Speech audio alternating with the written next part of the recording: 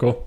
Hi Joe, happy to have you here and get to finally do this with you. Yeah, totally, Mike. Yeah, super excited. How have you been? How have I been? Okay, well, today's a busy day. Mm-hmm. It's been a long day. I started, we were talking about our schedules earlier, but I started at like 6:30, woke up, and then I went for a ride with Brandon up towards Jamestown, and then looped back down Jamestown, came over here. Or came back to like where I lived in Boulder. My parents are in town. Oh, fun. And they're staying with me. They're like, we're going to see like the Dead show tonight. And they're like on kind of this like cross country tour a little bit.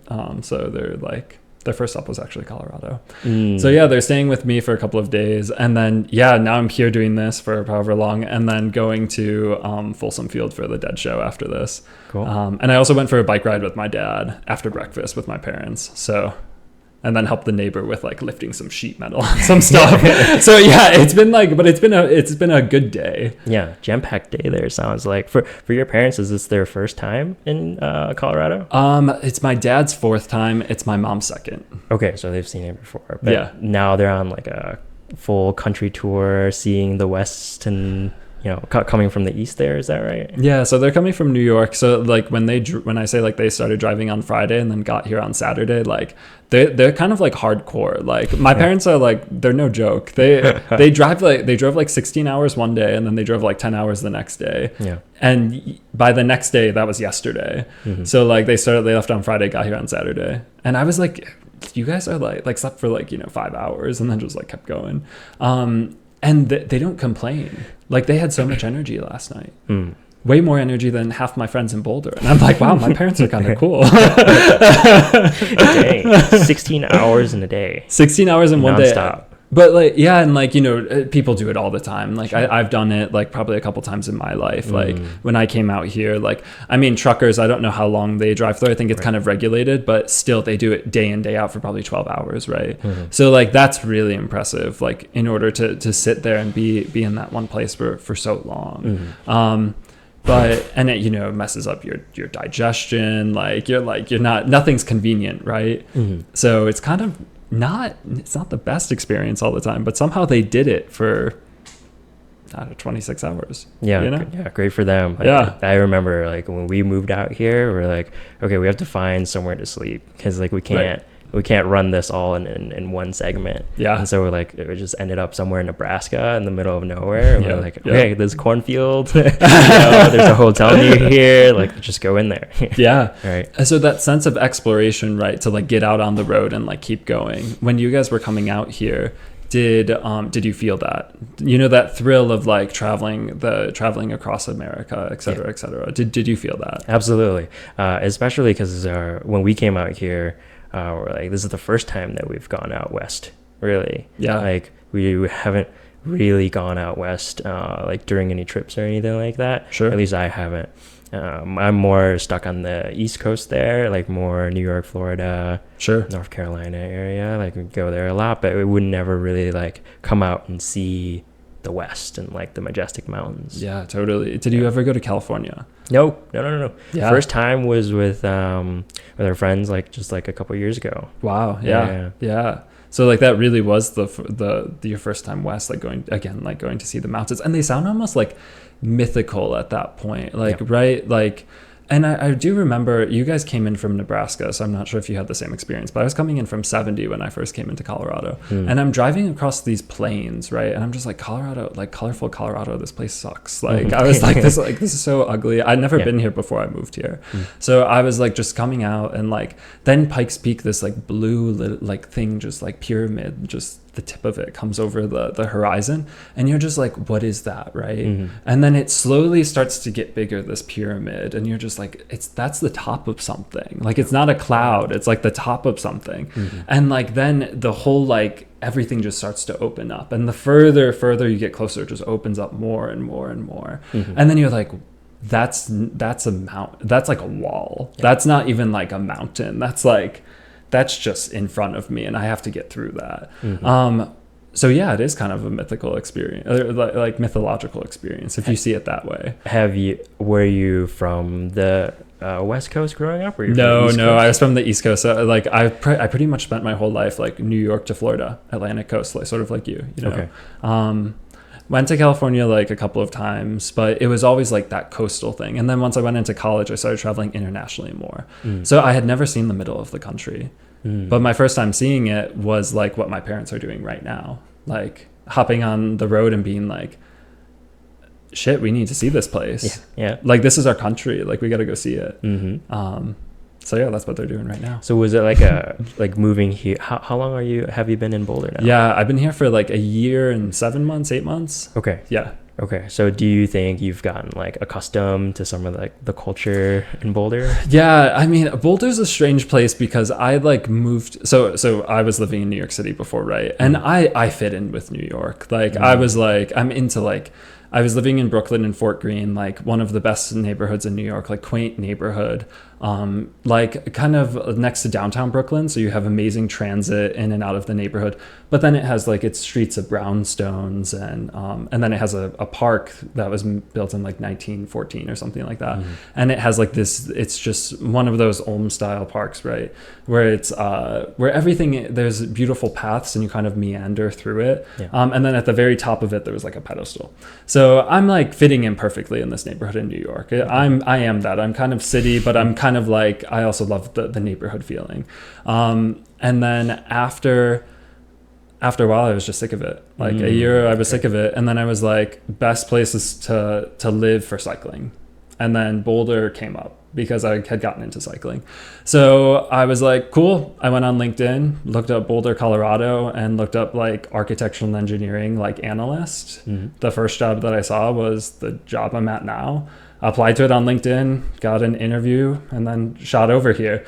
I came with the expectation of the best cycling place in America. And like road cycling, yeah, it really is one of the best, right? So yeah, I feel like I kind of like came in with like a specific purpose and I had already kind of fit that image of what I was looking for. So I sort of placed myself in Boulder and I was like, even before I got here, I was like, this place is me, right? Because this is what I am right now. Yeah. Fair enough. Yeah. And, you know, things change all the time throughout. Right. There's so much time, right?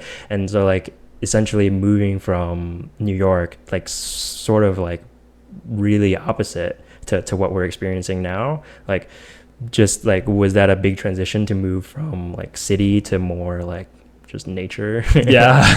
I think it was like Boulder's kind of homogenous, right? Like we've talked about this probably like time and time again, like, and you know, because it is the best place for cyclists, at least from what I looked up, like, yeah, there's a lot of people who come here and sort of look like me and like totally fine. That I was living in Brooklyn, which most people don't look like me, you know, and I don't look like most people. But I never thought about it until I came to a place that I started to see myself everywhere. And then I was like, wow, I see myself everywhere. So it was weird. Like that transition was a little strange. Meaning like diversity? Yeah, that totally like, and just like, you know, into sport right now in their life, kind of like young and ambitious oftentimes. Everyone kind of wears the same thing. Like I think it was honestly clothes that kind of like popped out to me the most, like, right? Like everyone's like, looks like they came off like an REI catalog, right? Yeah. And in New York, no one looks like they came off an REI catalog, you know, unless you're going to like hike up Everest or something like that. And then they go to REI and there's like, they buy everything for their one trip, you know, but they've been training on the stair stepper for like 5 years. So yeah, like clothing wise, like, because in New York, people they express themselves through their clothing. Whereas here, like everyone has kind of the same interest. So we do express ourselves through clothing. It just happens we all have the same interests, so we all have the same clothing. Yeah, that's very interesting. Would you say like, what would you say New York culture is like? It's like everything. Like you can, it's just every neighborhood is so different. Like I know how you said, you know, perhaps fashion is a big ideal in New York, but is there like any other cultural ties, like sort of like maybe food or drink? Oh, totally. I mean, and it all kind of does tie together, right? Because in like the super like like Patagonia is like kind of, it's a funny example because it also exists here, but there's Patagonia vests, right? Okay. And the Patagonia vest of like what it means in New York City versus what it means in Boulder is kind of an interesting comparison.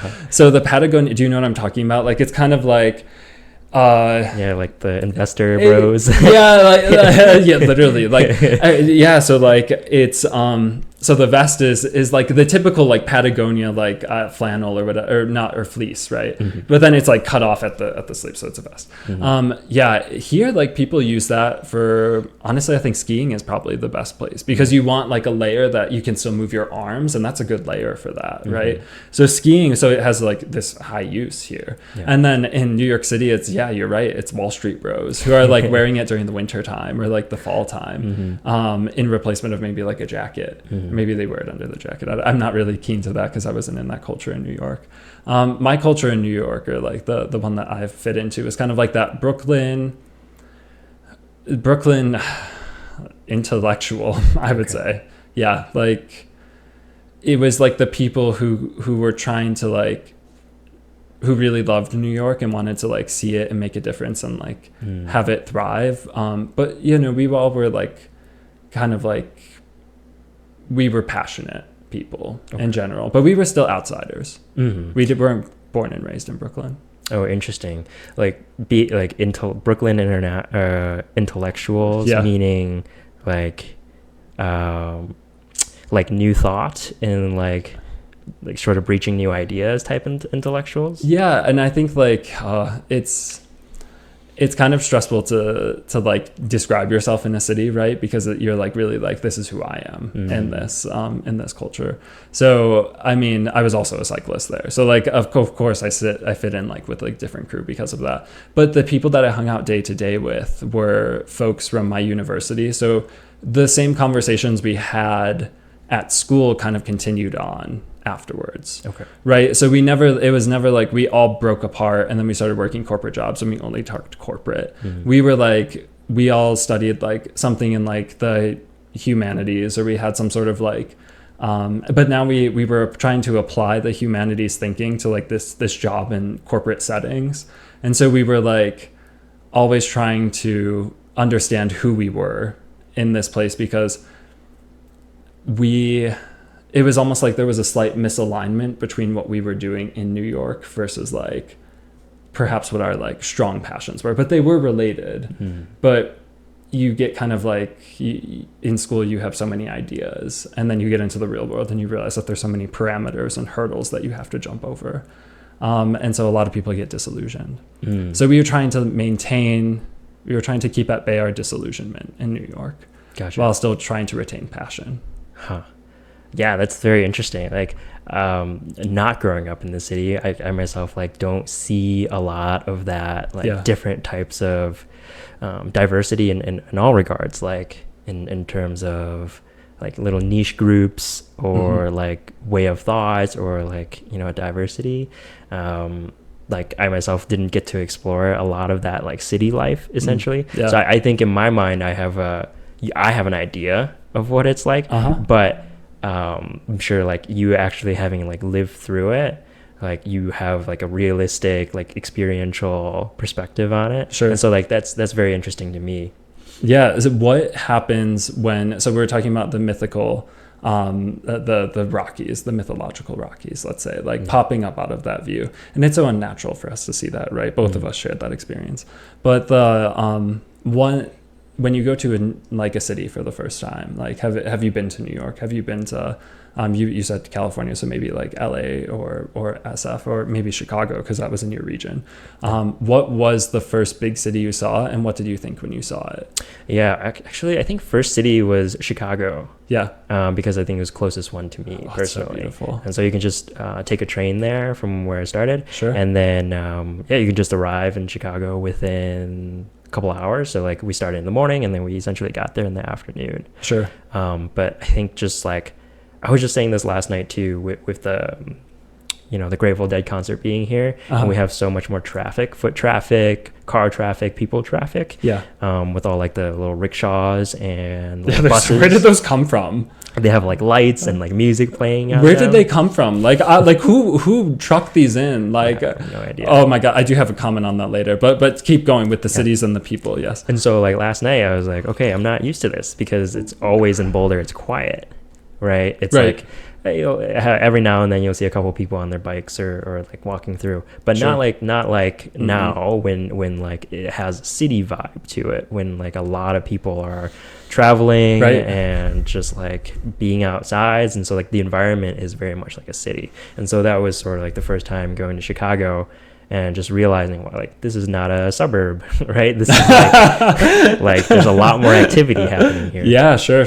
And so it was the people that made the biggest impression on you at first then. People for sure. And then, infrastructure, like you have, sure. Like did you take transit in, because you said when you approach the city, you can approach it by train. Is that the way you came in the first time? Yep. Okay, interesting. Do you think that, because the first time I was going into a city, I was driving in. So it's similar to the mountains where you see skyscrapers in the distance at first, and then slowly the city opens up, right? It's a very similar visual, cognitive thing.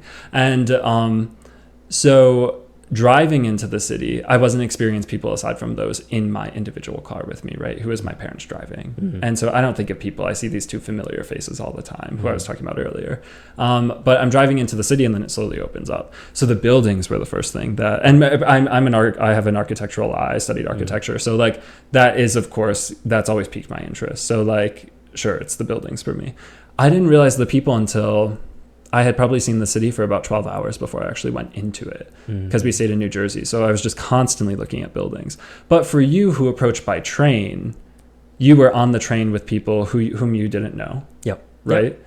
And like you enter like probably under the city. Maybe is that how Chicago is? Do you enter under the city and then come up like New York? Yeah, there's definitely some subway systems, but the one that I remember is the above ground one, just the rail going in. Sure. And yeah, definitely like a lot of people like just really close to one another, really like packed into like a subway or like a rail system.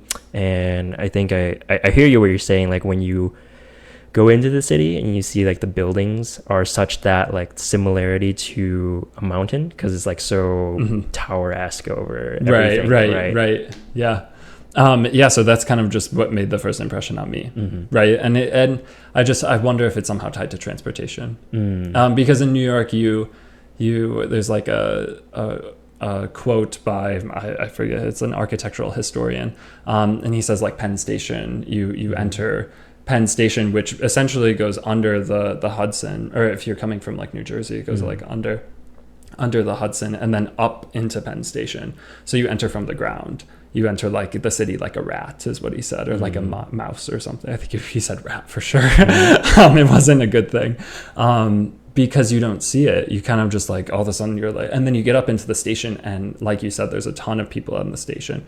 You just are like bombarded by like the city. It's like, no, this isn't like this like pretty beautiful place that you see like the mountains. And the mountains are like that too. You get into them and you realize that like, shit, like there's wildlife in here. There's things that are like dangerous in here, right?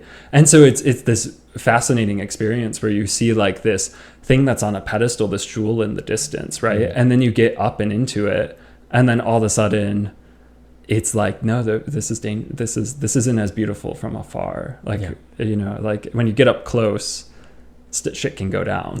Yeah, like for sure. Totally. So I don't know, they are kind of similar, right? They're just two different environments. Two different environments, and like just sort of like whatever somebody prefers, right? If they're like, like the city is my thing, like, and then they spend a lot of time in the city, or like for some people, maybe out west, or like, like maybe a separation is good, like, still having a city, like relatively decent sized city that is of Denver, and then but like still be able to kind of separate yourself and go out to nature as well. Totally. And so like, is Boulder the largest place that you've ever lived? Largest place that I ever lived, like for a long-term sense? Yes. I think so. I think so. Yeah, because I've traveled around a good bit, and I was able to see like really big cities, like such as Beijing and like Istanbul. Big cities. Those are huge cities, like right? much larger than even New York City. Yeah, like mega cities, right? And so it's just like people on top of one another, like side to side, shoulder to shoulder. Sure. And just really difficult to like even sleep is difficult, right? Because like they're out all night, and yeah.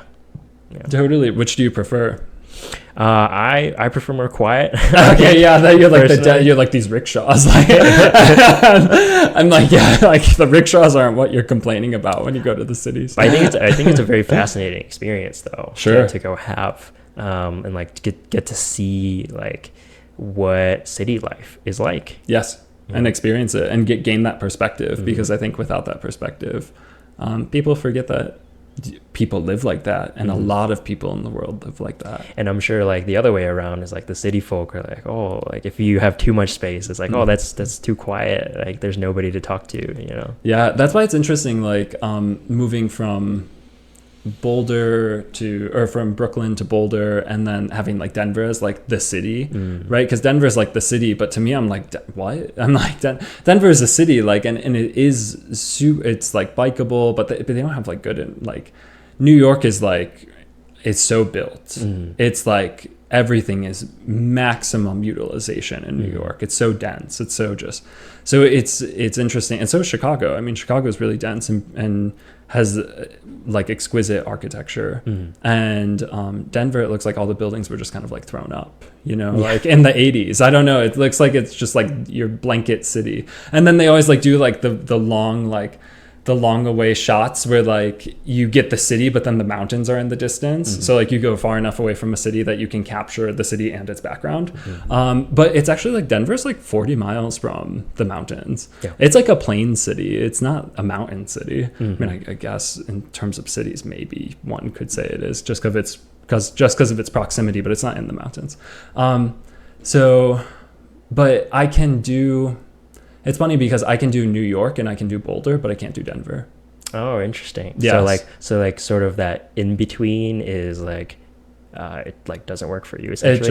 It doesn't feel, I don't know. It's not, I want either like, in Boulder, there's no light pollution. Like you look up, you go outside and like you look up and you're like, I'm in a neighborhood and I'm kind of in a city, but like, whoa, like the sky's dark and the mountains are dark, Fair enough.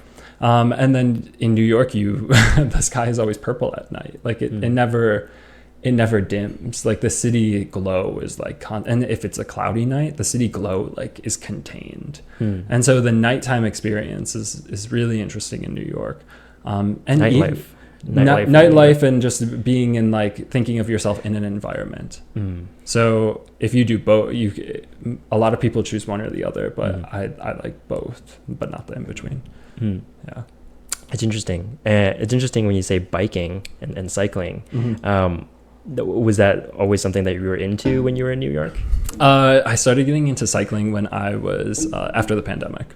Okay, pretty recent. Yeah, so it was actually like during the pandemic, so I graduated 2020. Okay. And then I went home to live with I went on this road trip across the country with some friends. After that kind of like sparked this like, I want to be an adventurer. I want to go like see the world and see things. Yeah. So I went with my dad, who was a cyclist when he was younger. And he was like, I think you'd like a bike. He was like, I think you should get like a proper bike. So I was like, are you sure? He was like, well, you're not doing anything else. Like, I mean, I had lost my job in New York, my job offer in New York. I had gone on this bus trip, but I didn't have anything after the bus trip. So I just came home, and then we went and looked at a bike, and I got like a super nice, like, so K2 do you know K2, like the ski company? Okay, so they mainly make skis, K2. It's like, so like everyone has like K2 skis, and everyone knows K2 skis, like who's like in the ski world, I guess. But they used to make bikes, and they stopped making bikes in like 2005. And I got one of their last like kind of like pro edition, racers. It was like a tri bike. And I got that when in 2020, July 30th of 2020. But the bike is from like year 2000. So it's like 20 years old, but the components are fantastic. They're also 20 years old, but they're amazing. And so I started biking. At first I didn't know how to shift. So I went for my first ride with my dad, and we were going up our gravel driveway. And I remember like kind of being mad because I couldn't keep up with him, because I was in like the highest gear, and I was trying to pedal up this gravel driveway that we had, and I have 23cc tires on, so super super thin, and I'm like oh like and my dad looks back at me and he's kind of like, what is my son doing? Like, he can't pedal right now. And because it was so difficult. So then he was like, you have to shift down. And then I was like, how do you do that? And then he was like, go like this. And so I went like this, and then finally I could like pedal, right? Yeah. Once I learned how to pedal or how to shift, once I learned how to shift, I was like, oh, okay, you can go kind of fast on this thing, right? Like, you can start off pretty slow, gain momentum, and then you can go pretty fast. And because you can go pretty fast on this tri bike that was at one point probably like $3,000 or $4,000 that I bought for $500 from some dude, I was like, I can run. I've always been a runner, so like I was like, I can run far with this thing, and I can go see the distance. So yeah, I started off with like 5 miles with him on that first ride. And then within 2 weeks, I was probably doing 20 miles a day.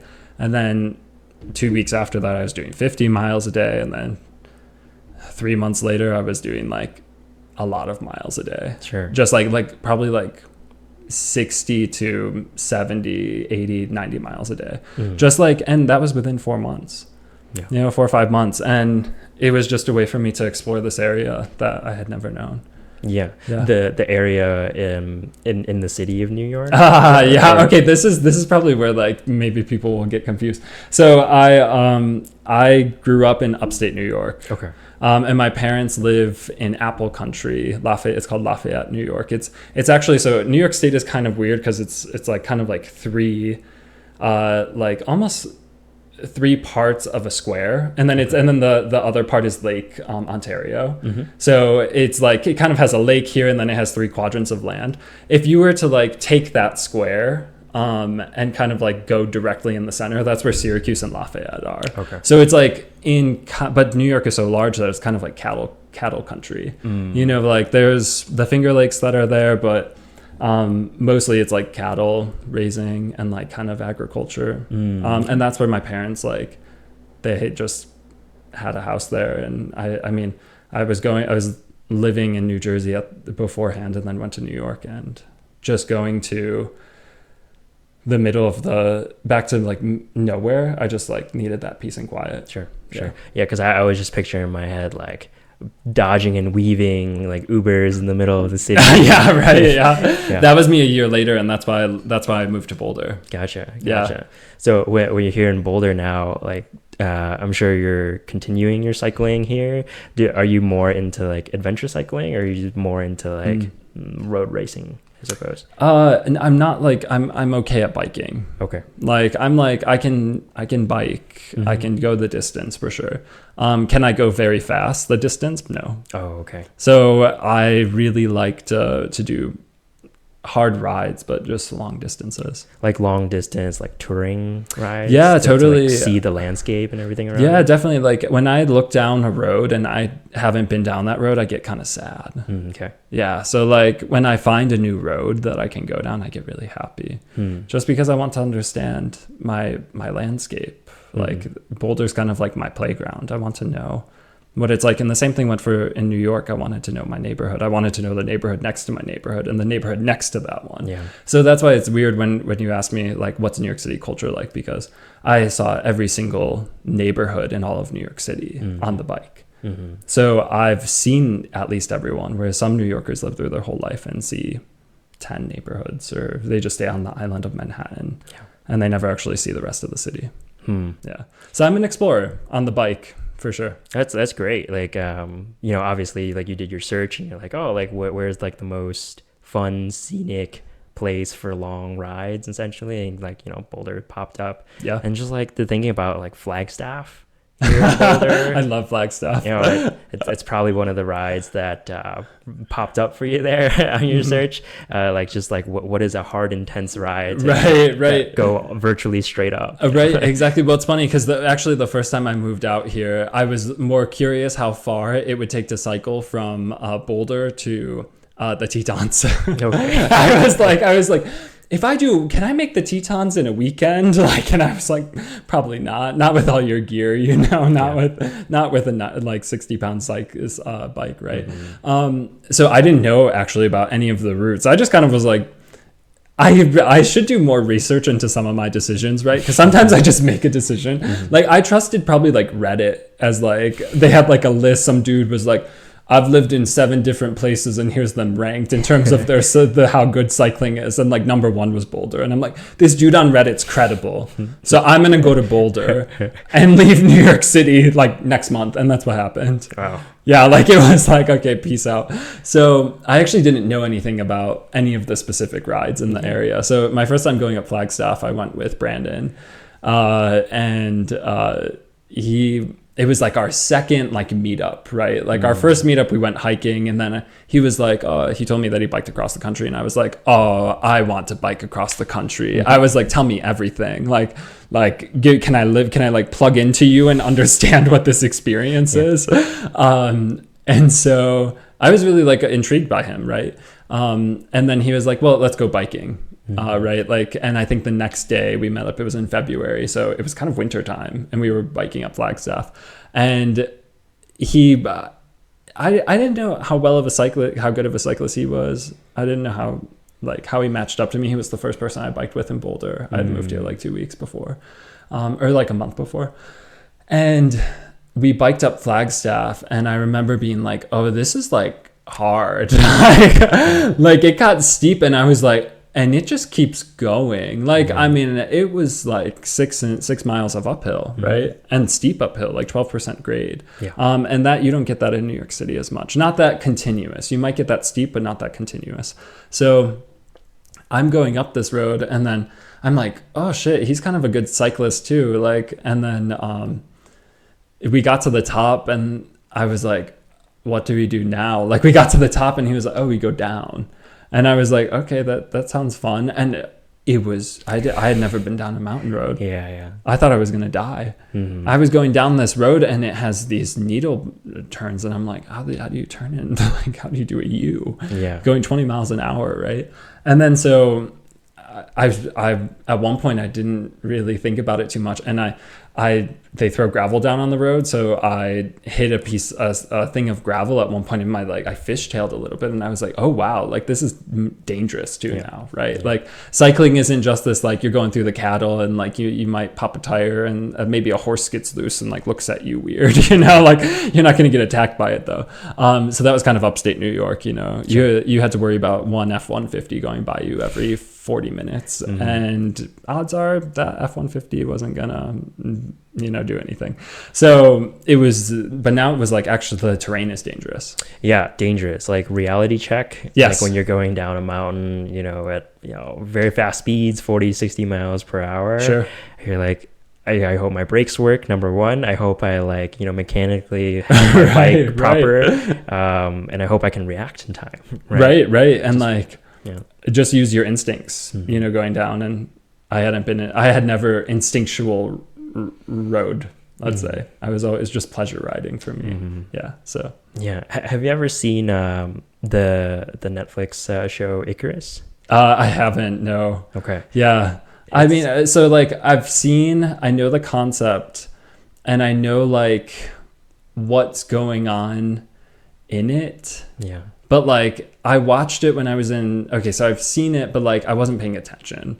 It's more like I was kind of like watching it on the side, and I was with like 9 friends, and we're all like hanging out in my eating club at school. And like it was on in the distance, and I wasn't a cyclist at that point. I didn't care about cycling, but I like know the concepts behind it. Yeah, the main character there, Brian, he's essentially testing his like doping theory. Sure, definitely. Like, you know, go on like a really high ranked amateur race without doping, versus like do the same race like a year later doping.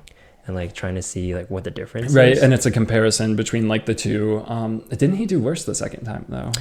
But I think it's only because he had like a mechanical failure from what I remember. remember. Sure, okay, gotcha. So he was gonna do better. So he was like originally a pretty great cyclist already. Yes. Like he has like the cardio and like the endurance and yeah, sort of that mentality to it. Yep. But then just trying to see like the difference in what like a cocktail of like these strength sport enhancing drugs Sure. would give him, like in terms of performance. It's a very interesting like topic on like cycling, right? Because there's so much demand on your endurance and your cardio system there. Sure. Like some of these drugs, like for like blood doping, Yeah, totally. or like EPO, like really gives people advantages there.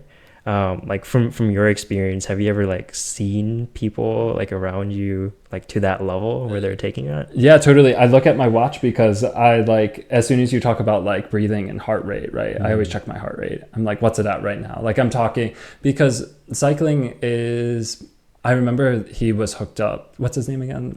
Brian Fogel. Brian. So he was hooked up to like a ton of machines, right? And they were always testing like, when he was cycling like on the indoor trainer. I remember that was like a couple of visuals, right?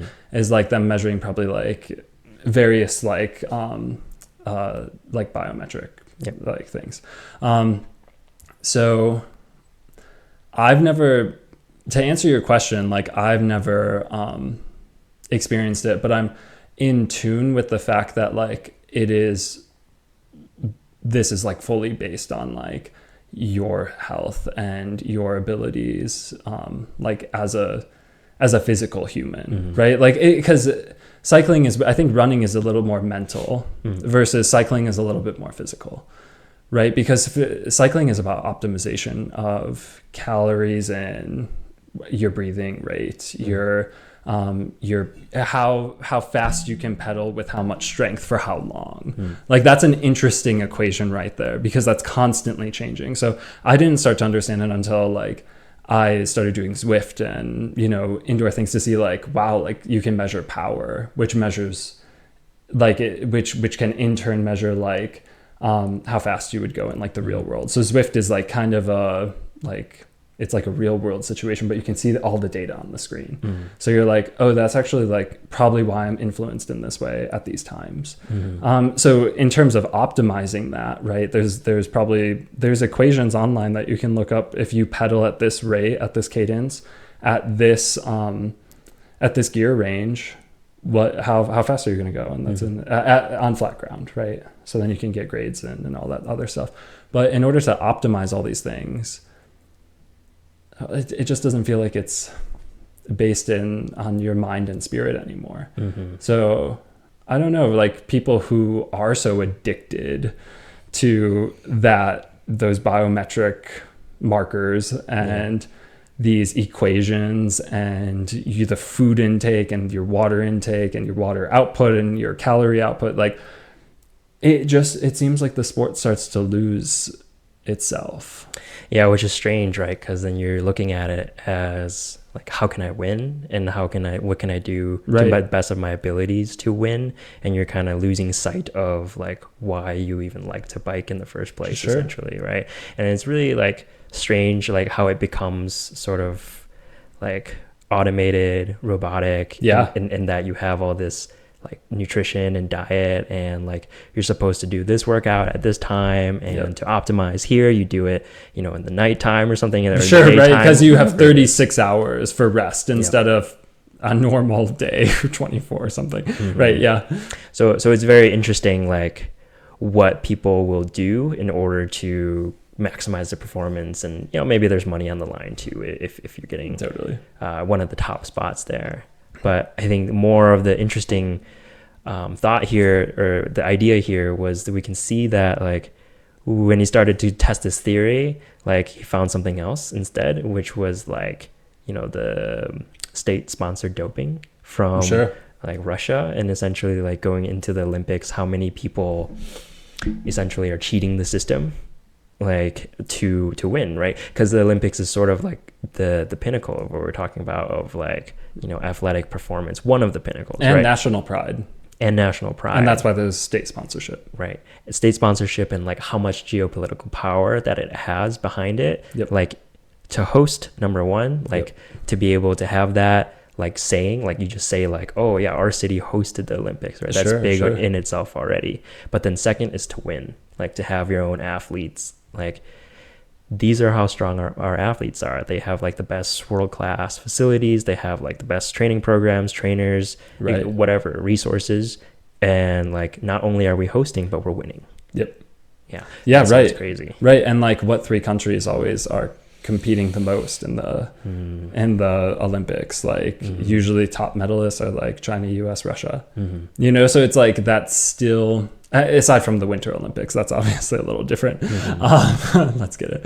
But there is this like interesting, it also, what you said earlier, to connect it back to cities a little bit, like when your city hosts the Olympics, all of a sudden it can become like a landmark. Like we were talking about upstate New York earlier. Lake Placid is a city that's up there that hosted the 1988 Winter Olympics, I think it was. I could be mistaken on that, but it was hosted late 1900s, right? And they have all this, they put like an Olympic center up there, all these like Olympic infrastructure skill, like invested a ton into the town. It became a tourist attraction after that. It was always kind of a local tourist attraction, but then it became like well known because it was on the national stage. So like, whoa, all of a sudden New York, people are like, New York State? Like New York State is New York City. You mean that there's mountains? You mean that there's like, we know that there's snow, but there's snow on mountains that you can ski, like, and ski well enough to host and it's famous enough to host the Olympics. Like, wow, it hits an international crowd. And so that's why like the Olympics matter so much, because it's one of the only like world events where the world's gaze is on the whole thing. Like that's what the expo used to be, right? Like the World Expositions, where they would like show off their inventions and show off like, so the first one was in England, and it was called the Crystal Palace, and it was the start of industrialization, and they brought all these tools just to put on display, right? So England was like the center of industrialization, and that's how the world saw them, the most innovative country, right? So the Olympics has now kind of the expo has kind of fallen away, and the Olympics is the place to shine on the world stage aside from war. Yeah, it's interesting that you bring up war. Is like I love that. What it was equating to was that like the Olympics is war. Yeah, totally. Without weapons. 100%. Right. 100%. Because everybody, like different countries are going after one another, trying to win. Yeah. You have trainers that specifically help you cheat. Yes, right? To cheat. Literally, like how do you cheat in war? How do you cheat in the Olympics? How do you bypass like the steroid testing system? Like how do you get past that? How do you essentially get the most influence from one another? Yeah. Right. Like this is more of what I'm understanding now, because like in the past, I just looked at the Olympics as sort of from a naive mindset. And I was like, oh, this is a cool event that happens every 4 years. And it looks like it garners a lot of attention from people, and people gather together in like one country, but they're from many countries coming in. Totally. And so like, oh, this is a really cool like gathering event. But now like understanding it, like all of the geopolitical influence and like the sponsorships, the deals that go on behind international trade. Totally. The buildings that are built. Like that are built. Correct. Like, I mean, we were talking about this probably one time after your Brazil trip, but like in Rio, like shit, half those things like are still standing, and they don't have the infrastructure all the time to support it, right? So what do you do with a post Olympic palace that you built, you know, like, and they probably experienced that in Beijing as well, right? Yeah. It's a bit of a gamble from what I see here. It's like you're putting forth a lot of capital and resources to host and to build these huge facilities, probably housing and accommodation too, because you have a bunch of athletes coming in and a bunch of tourists. And so you're spending a lot of money there, and like as a host, I would imagine like you're losing a lot more money than you recoup in terms of like just on Main Street. Like if you're buying and selling like food or like little luxuries or like hotels, like I think the amount of money that you spend and the labor that you require is much more than that, but you recoup it indirectly. Totally. In such a fact that like behind the scenes, you maybe have a deal with a different country and now you get to run like a new oil gas pipeline or something. It's like, oh, and that generates you more money from behind the scenes there. Yeah, totally. And so in that way, like the Olympics can be seen as sort of like this diabolical, like kind of negative thing. Mm-hmm. Like or I guess we just don't know. It's like an iceberg, right? We see like the very tip of it, but we don't know how deep down that and how dark that bottom layer gets. Yeah. And that's kind of when you realize that, like as a kid you're naive, right? Mm. Would you rather be naive, or would you rather like be jaded in some ways and like be like, well, F the Olympics, I'm not going to watch it because of all these things, because it is a time to see kind of those countries that are popping up and like, oh, that athlete's really good from this other place. And like, wow, like let's pay attention to that. Like, let's celebrate that, right? Because they didn't cheat, you know? So to bring it back to cheating too, like, yeah. So I don't know, what do you do? Be naive or just jaded about it? Yeah, the part of it too, when you mentioned like about the buildings and they're like the amount it takes to maintain them throughout the years, especially after the event is over, after all the fun and like the party and like the competition and all the tension, right? It's like, okay, well, somebody needs to take care of these facilities here afterwards, and that takes a lot of money. And if you don't have like the labor force or like the resources to do it, it's just this kind of dwindling, falling apart facility, and like hopefully you can use it again if you get an opportunity later down the line. Sure. So I mean, Beijing is probably like a good example of that, because they actually utilize it, right? Like the center, is it public use or no? Yeah. So it's the bird's nest there. They call it. In Beijing. Yeah. Herzog Yeah, because it looks like the architecture is wild. I don't know if you've seen it before, but it looks like just a bird's nest, right? And so and it's like this metal bending like together structure that looks like a bird's nest. And it's beautiful. I think it's beautiful. But from the photos for sure, and I'm sure that's their intention, is to make it something unique and exquisite. But then like maintaining that, like when parts fall apart, you have to like it's a complex building. Yeah, for sure. So like so just these events like take a lot of resources and capital. 100%. And I think something that's interesting there is like Herzog and de Meuron. They're two architects, right? But they're from Europe. Like I think they're Belgian, perhaps, but I forget. But I mean, so again, it's like this. It is the Olympic stage is still this place of internationalism. Not internationalism as the architectural style, but international architecture, right? And coming together of different cultures somehow. But it's on this stage of this caliber of people who have Herzog and de Meuron are like, you know, Pritzker Prize winning architects. Like they were named. That's like the highest accolade that any architect can win, and it's like it's an honor. Like it's not just like. The Pritzker Prize is like not just like you won an architecture award. It's like, no, you won the architecture award. Like you are incredible. So they're not. Are they still nationalistic? Not really. They've kind of blended into this world of starchitecture, and starchitecture is like just you're just world known. Like every country wants a building from you. Okay. Every city, like it gains, it's a tourist thing too, because people will come and see it. So the Olympic stage is still like this setting of the world stage, even after the Olympics go away. And because people pay attention to the opposite side of that too, like Rio, like where some of their buildings are falling apart and have had also maintenance issues and stuff like that. And just what do you do with these like massive places that maybe you don't have the funding to help with, whereas China does.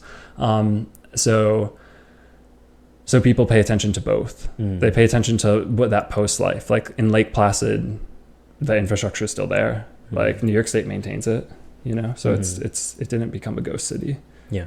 For these architects, like for when they get their projects requests, like I would imagine like if you're at that level, that high of a level, that you're not just like building, you know, residential homes at that point. No. You're only building like really exquisite, elegant, or like unique type architecture. Right? Sort of similar to like an Olympic stadium or maybe like a huge metropolitan area. Totally. Building. Museums, a new museum in a city. Like that's like probably a great example is, and in some places you can be building residential skyscrapers, but in New York City, right? And like your residential skyscraper in New York is going to be like well funded and it's going to be expensive to live there. It's not going to be cheap, you know? So yeah, it's these projects, you become more of a director than an architect. Okay. You're not reviewing plans, you're scribbling on like this is my image of it, at least from what I've heard in the architecture building. You're like scribbling on like a piece of paper and you're like, I want to do this, this, and this, and this. But you're so well seasoned that you can market the idea really well and put together these amazing like images that convince the Sheikh of Dubai to be like, yep, yeah, let's do it. Like, and those countries that are backed by the government and funded, and projects that are funded by the government, they can do whatever they want. Yeah. I mean, essentially, like there is a limit, of course, depending on the country, depending on the site, depending on what's structurally possible. But I mean, like Dubai is an interesting place because it's just so built up and it has like the world's largest building, the Burj Khalifa. Yep. And I talked to the structural engineer who designed that system. So essentially it's kind of built on a buttress idea, and it's these concrete like there. So it's like a pyramid shaped building, but there's 3 different legs that all hold each other up to the point. So it's a concrete structure that's like, and he created this structure. So he created this like new type of building form because it was supposed to be the biggest building in the world. The Dubai government came to them and they were like, we want the biggest building in the world. And like literally they were like, okay, fine, we're gonna have to design something. Like they basically were like, what's the budget? And they were like I mean, come on. You know. So they'll design like whatever they need in order to do that. So he designed the buttress system, the 3-legged buttress, but before that I forget what the other structural style was right before, but that one had a cap on how tall you could build. That's so insane. You had to invent a new structural system to get even taller. And in order to do so, there is like a budget issue here because you need to pump a ton of concrete, and there's a structural issue because it's made of concrete, the structure, but how do you get enough pressure to pump concrete that tall? So the amount of like innovative like things they had to come up with in order to build the Burj Khalifa is kind of amazing, and it's just based on a semi-dictator being like, I want the biggest building in the world, design it.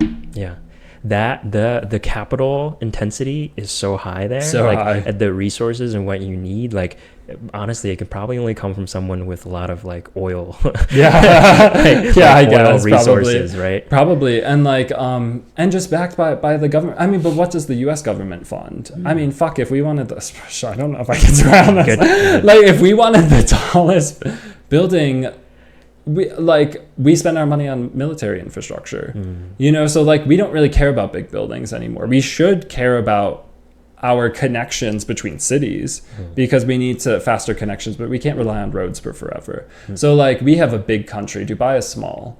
Like Dubai or the UAE is small, and Dubai is just a city in the UAE. So they don't need to invest a ton in their like transportation infrastructure because it's a small country, right? They can build a subway system or a rail system real quick, and it's not going to cost that much money because there's also nothing in the way. The US is interesting because it's large, it's huge, and there's cities everywhere, and we have like all these old roads, and it's kind of an old place.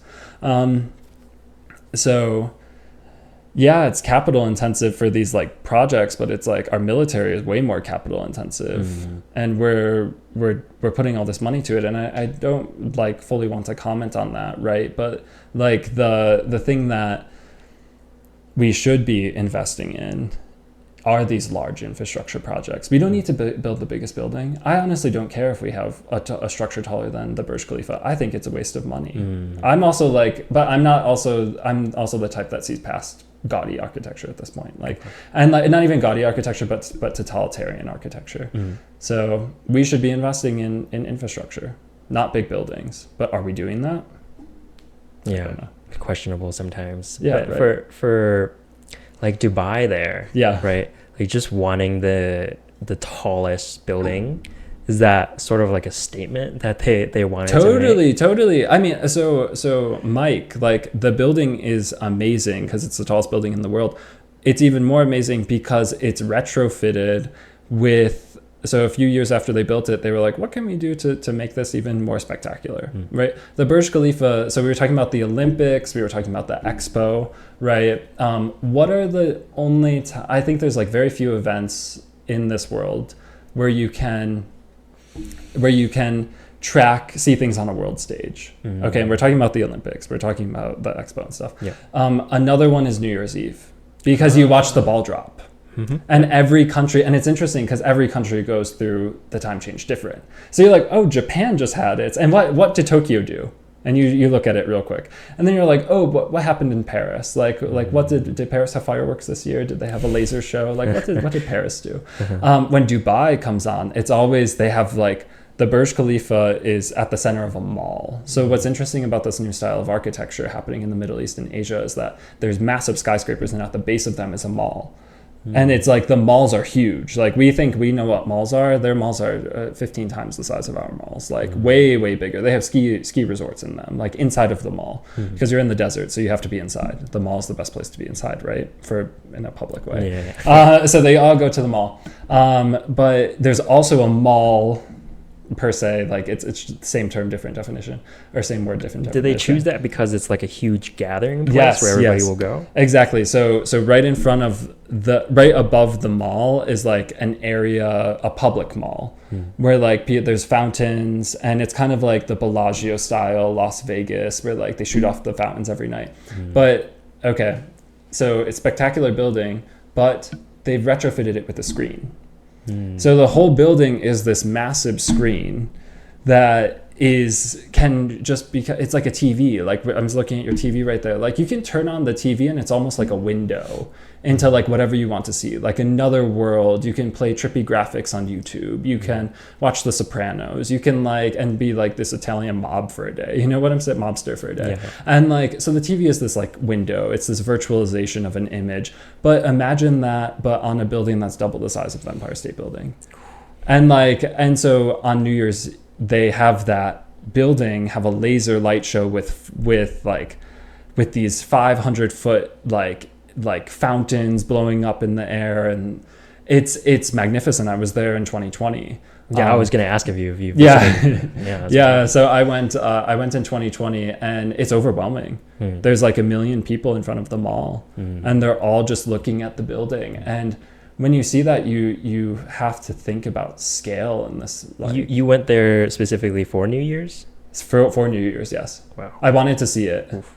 Okay. So it was like one of the things that, because again, I want to see Dubai, and why not see Dubai on the night at which it shines? It's like, that is New Year's, and you can see it on the TV, but somehow like it doesn't.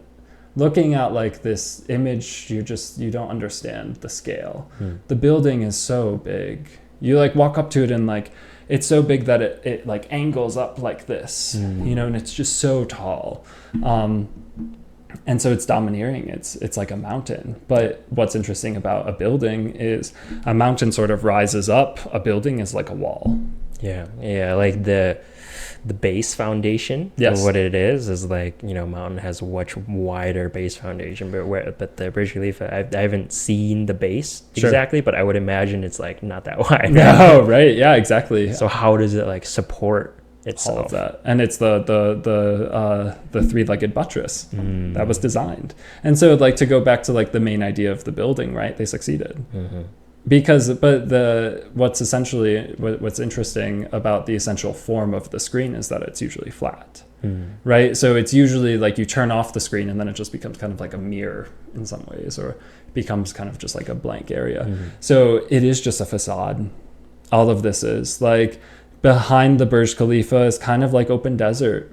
When you get up to the top of it, you just look out and you're like, wow, there's actually not much around Dubai. It's just kind of like popped out of nowhere. So all of this is targeted, right? This architecture is a targeted architecture to make us think a certain way.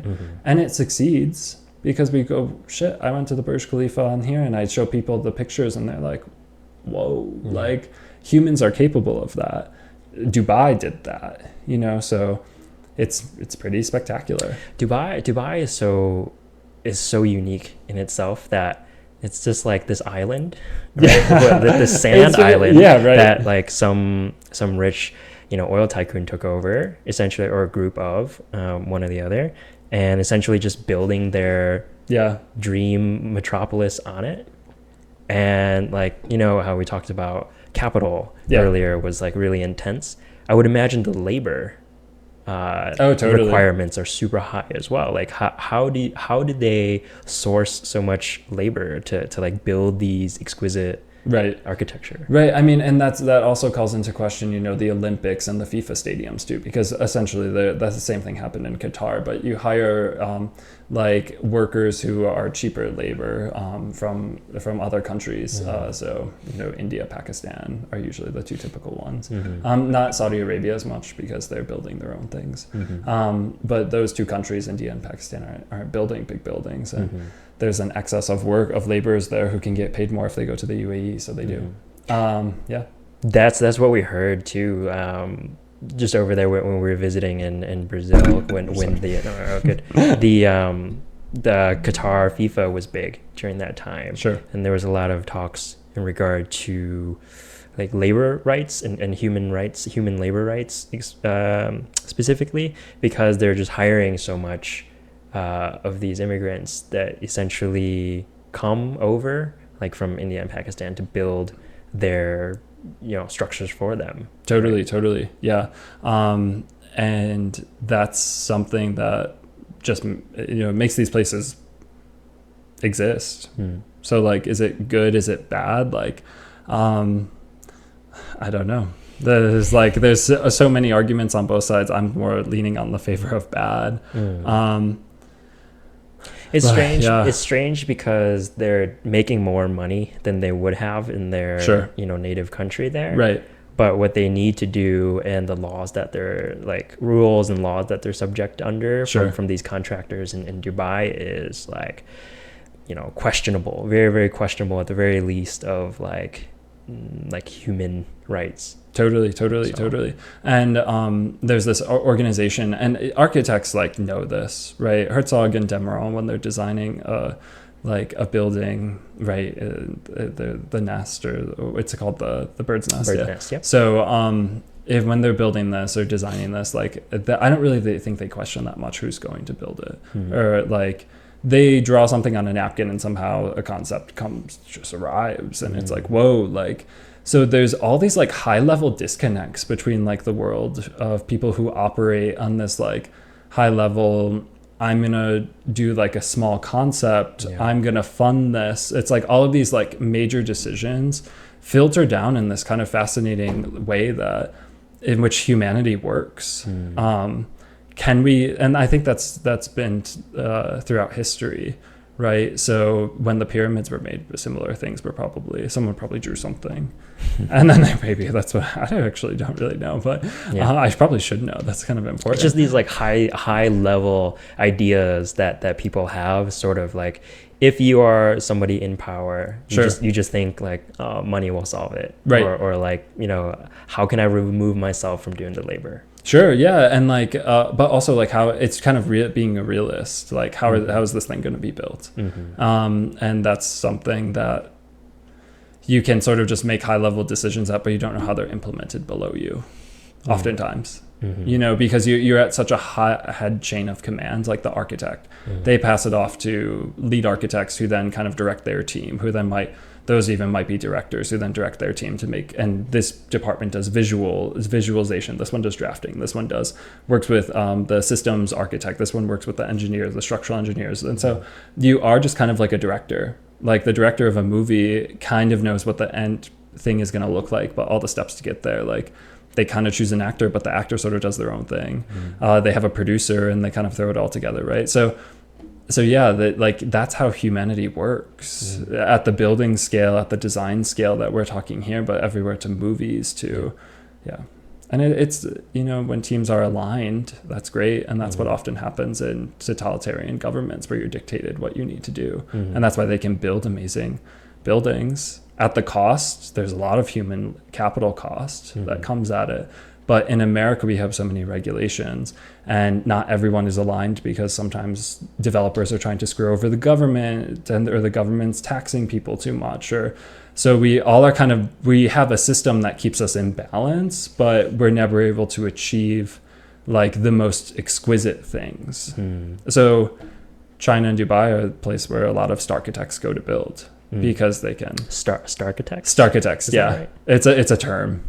Yeah. What does that mean? It means like the most famous architects in the world. Like star architects, gotcha. But starchitects. Gotcha. It's kind of annoying, isn't it? Fair enough. Yeah. I just wasn't sure what I was hearing you. Yeah, no, totally. Starchitects. So there's like the first starchitect, maybe I would say, is probably like Zaha Hadid, to be honest.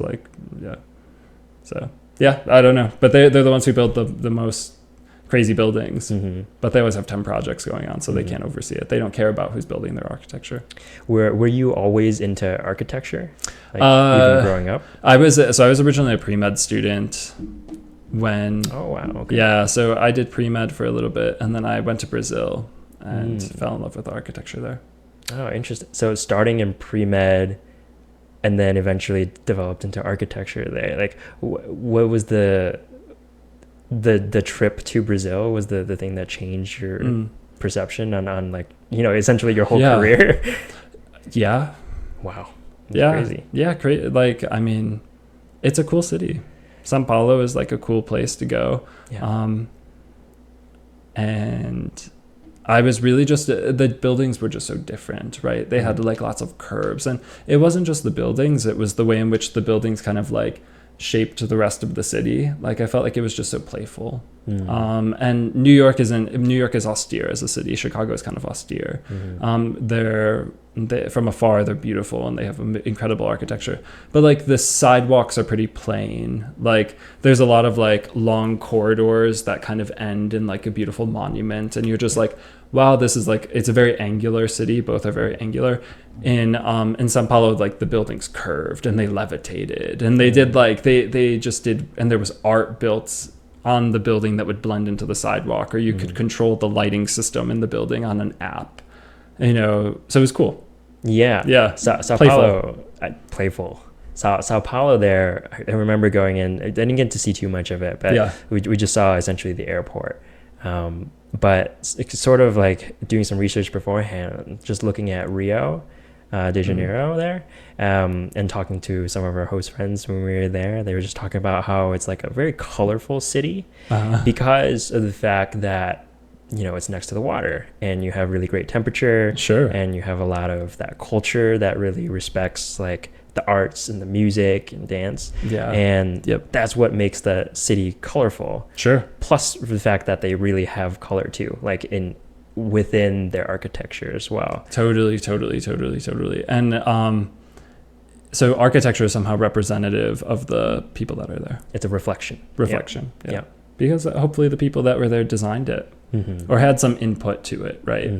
And I don't know, it's kind of like it's even like CU's campus, right? Like, you're a student, you should have like some say in like if there's anything new, or they should solicit feedback or on how you feel like about these areas, or if there's an event, like, was it set up well?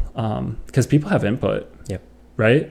So like, hopefully the community has some input to the design. In terms of input, is there like a style of architecture that you gravitate towards? Not really. Like, I do love Beaux-Arts. Like, I'm not gonna lie, just because I'm like in New York City, like, I just think it looks so futuristic, and it was so like there was just so much behind. There was so much like thought put behind it, but also hope. Like, it's a very hopeful style of architecture in my opinion. and I think that really comes through in New York, right? Like when you walk into the Empire State Building's like lobby or like Rockefeller Plaza, everything is like angular again, but it always like erupts into these monuments that aren't like, they're not domineering, they're not looming over you. You feel a part of the architecture and the beauty of this grandeur. So and I think it is because the architects laid out beautiful plazas and beautiful endpoints to your visuals. To this idea, though, so I'm hearing futuristic, I'm hearing grand, modern? Not modern, no, because it's 100 years ago. Okay. Right. So like the Empire State Building, but hopeful, like the Empire State Building. I know like anyone who's since I studied architecture, and anyone who, if someone was like studied architecture, they'd be like, oh, he's just saying basic things, right? Yeah. But the Empire State Building has a mooring mat. When they put the tip of the building on, right? They thought blimp ships were becoming a thing. And like they were kind of, because it's like the 1930s, I think it was designed 1930, built in 1931 or 2. And so like they put like a mooring mast at like the top of it, or like the thought was they were going to put a mooring mast on the antenna so that you could park your airship, like with the Empire State Building. And there's drawings of it. Like it's like this is actually was in someone's head that like wow, this style of architecture lends itself to like this new city, this new Rome, almost like Rome is like the first modern city, some say. But like New York was that when they were building in the 1920s, and everyone agreed. Everyone was like, we're going to build taller and higher than everyone else. And we're going to, there was also like these visuals of these like amazing, like cars driving. It was like the Venice. It was supposed to be like Venice, right? Cars driving like a river, but then you would elevate the sidewalks so that people were kind of like raised above the cars, and or the opposite. Sometimes there were other visuals where people would bring the cars above the sidewalks, and then you have the like a leveled city that's like it's flowing and traffic is happening in this fascinating way there. So it was all during the same time that these drafters were just being futurists about architecture, and it inspired a lot of things. It's a hard question to ask, right? Like there's so many different types of architecture, and it's like they're all different and they're all unique in their own way. Sure. I just remember like when you brought up Rome, like the Colosseum. Yeah, sure. Like seeing that, like how like opposite that was from what I'm used to seeing in the US, like typical styles, or sort of what you're saying, like futuristic, like forward thinking. Perhaps you have history in a lot of them, but not like the history here, like in Italy, like the Colosseum that, dates back really far. Yeah. And, you had gladiators there. Yeah, totally.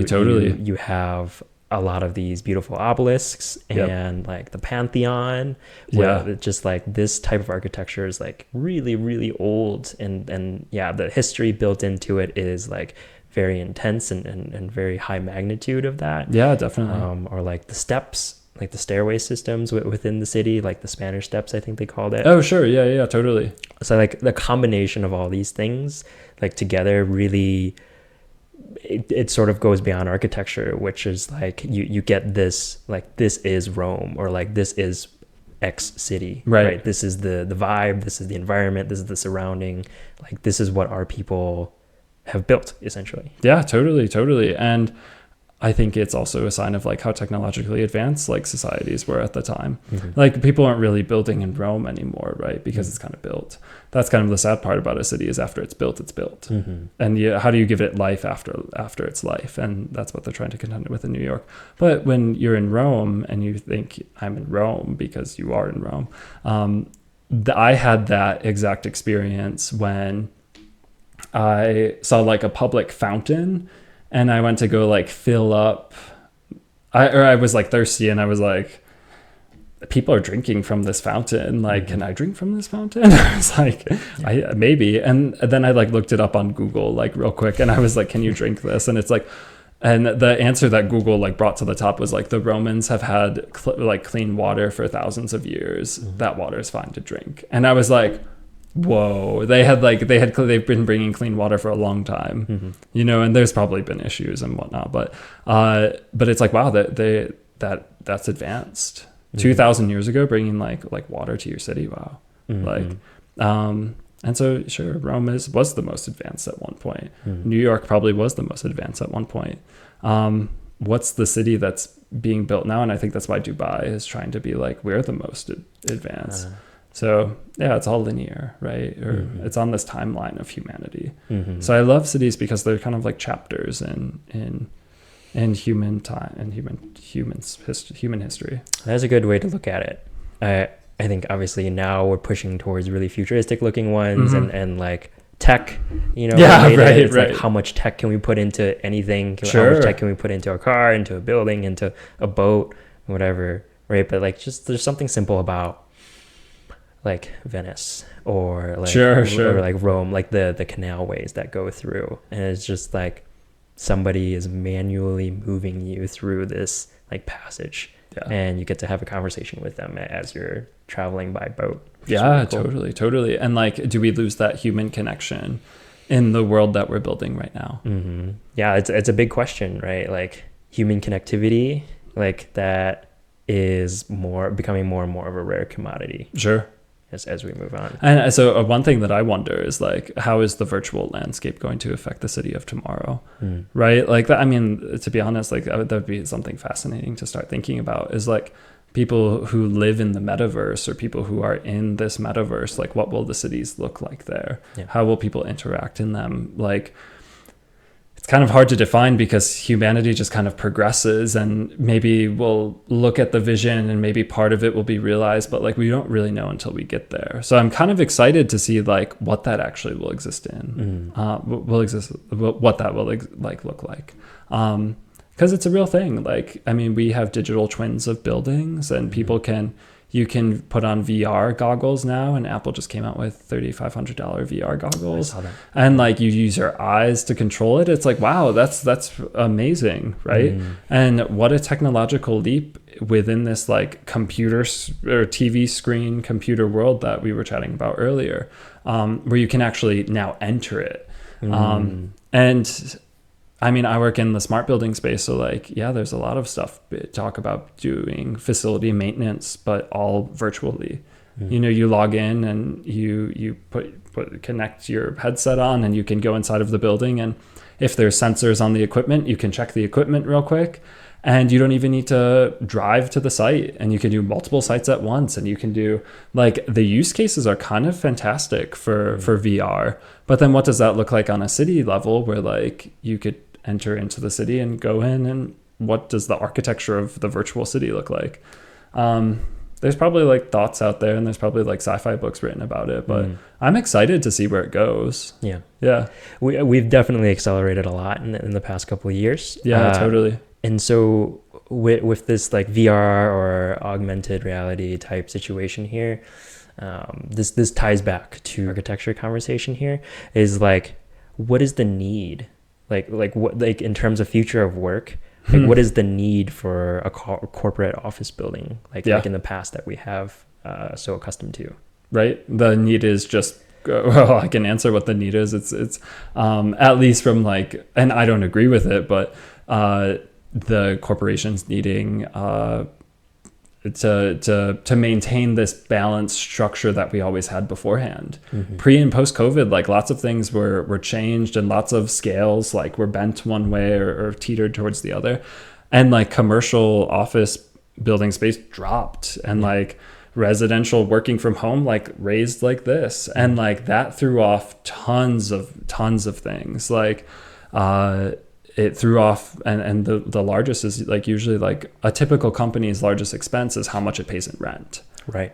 So like literally, why are we paying a ton of money for rent? If you can take off like the biggest line item, one of the biggest line items in your budget, for a typical company, right? Or just like rent, just in general. If you can take rent off mine and yours budget, right? Yeah, exactly. Any human or any company, right? It's just like, that's great, and we can still retain. Here's the question. Is like, can you retain productivity when you don't have a space for everybody to gather? I mean, like, I'm young, and I started work in a hybrid world, and I like having the office space, but I also think the best office space is probably like a WeWork, honestly, and going in once a month. And I think honestly, so my corporate office, my corporate office building right now is kind of in a complex, like one of those traditional, like all the buildings were built in the 80s and they're kind of ugly, but traditional office park, you know, and they're all like standardized, everything's standardized. It was just built cheaply. But they probably have 10 buildings, I would say, and they're pretty big, and they have some, you know, there's a bunch of companies in there. Well, they had an underutilized building, and they were like, we're going to retrofit this as a shared amenity between all the rest of our buildings. And they called it Base Camp, which I think is brilliant. I think it's so great. And they have free boba bars. They have and like I'm saying like the thing that attracts me, right? It's like free boba bars, like potato chips, free potato chips, cold brew on tap, kombucha on tap. Kombucha, yeah. Apples, fresh oranges. And they have, it's multi-leveled. They have an amazing AV system. They have conference rooms that you can book out. They have a yoga studio. They have a gym, and it's a nice gym. They have a couple of Pelotons. They have some functional fitness areas. I love it. Like, Mike, I go there every morning after and like go work out and then go like, you know, have some kombucha. They have grass-fed milk. I'm like, fuck, this place is great. I'm sorry. But so I wish that every office I've ever had a place like that. 100%, because I love going into the office a couple times a week. I love going into there. I love seeing my coworkers from time to time, but now since we live in this virtual world, Mike, most of my coworkers are on calls with other people who are not me. And so I'm listening to their conversation from a one-sided point of view because they have their headset on. And I'm trying to write a white paper on this, and then I'm trying to jump to this project, but I'm listening to Rebecca talk about commissioning for a project in Vail, and I'm like, oh, that project sounds kind of cool, but like, I need to finish this paper because it's due in like an hour, and I got to have someone review it before, and I need to do. So I'm distracted, right? Because we live and work in this virtual place where a lot of the people aren't actually those that when you go into the office, it's actually not those that you talk to on a day-to-day basis.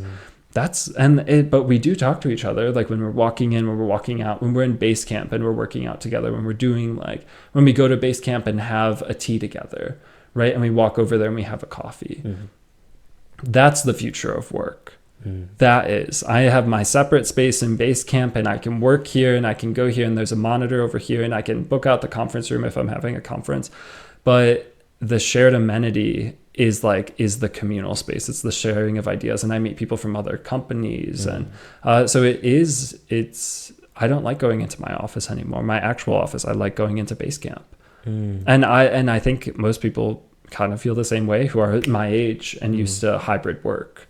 Yeah, I would imagine like people just don't like cubicles, right? Or like that type of setup where you feel still sort of like a robot. Like totally. Just like, you know, making sheet metal or something. in some sort of assembly. Some production line. It's like, just because you're in an office space, it doesn't mean like the feeling of like being a robot goes away, right? It totally still exists. And what you're saying now is that co-working experience. Yes. Yeah. And where like, you know, we humans are dynamic, right? And so like we do a lot of things. We exercise and we like try to keep ourselves healthy. Totally. There's so much beyond just like being a robot and cranking out work. It's like, okay, like how can we work together in such a way where we make like a product that we're proud of, that I'm proud of, and like doing so in such a way where I don't feel, you know, like I'm being oppressed. Right, exactly. Yeah. And like that is offering the amenities to people so that they can live their lives. And that's what base camp is to me. That is my life. I love going to the gym. You know, I love going, I actually really like working. And I feel like a student when I'm in there because I go get my cold brew and I'm like, go to my little like area of the building that I like to work in. But then if I get sick of that area, I can go walk somewhere else in another part of the building and like go work from there. So it's like being in the library almost as at school. You have your little places and nooks and whatnot. But I don't want to pay for that co-working space. I get paid for, I think that's like a way to make me more productive. And I think companies should retrofit buildings to be more like this, right?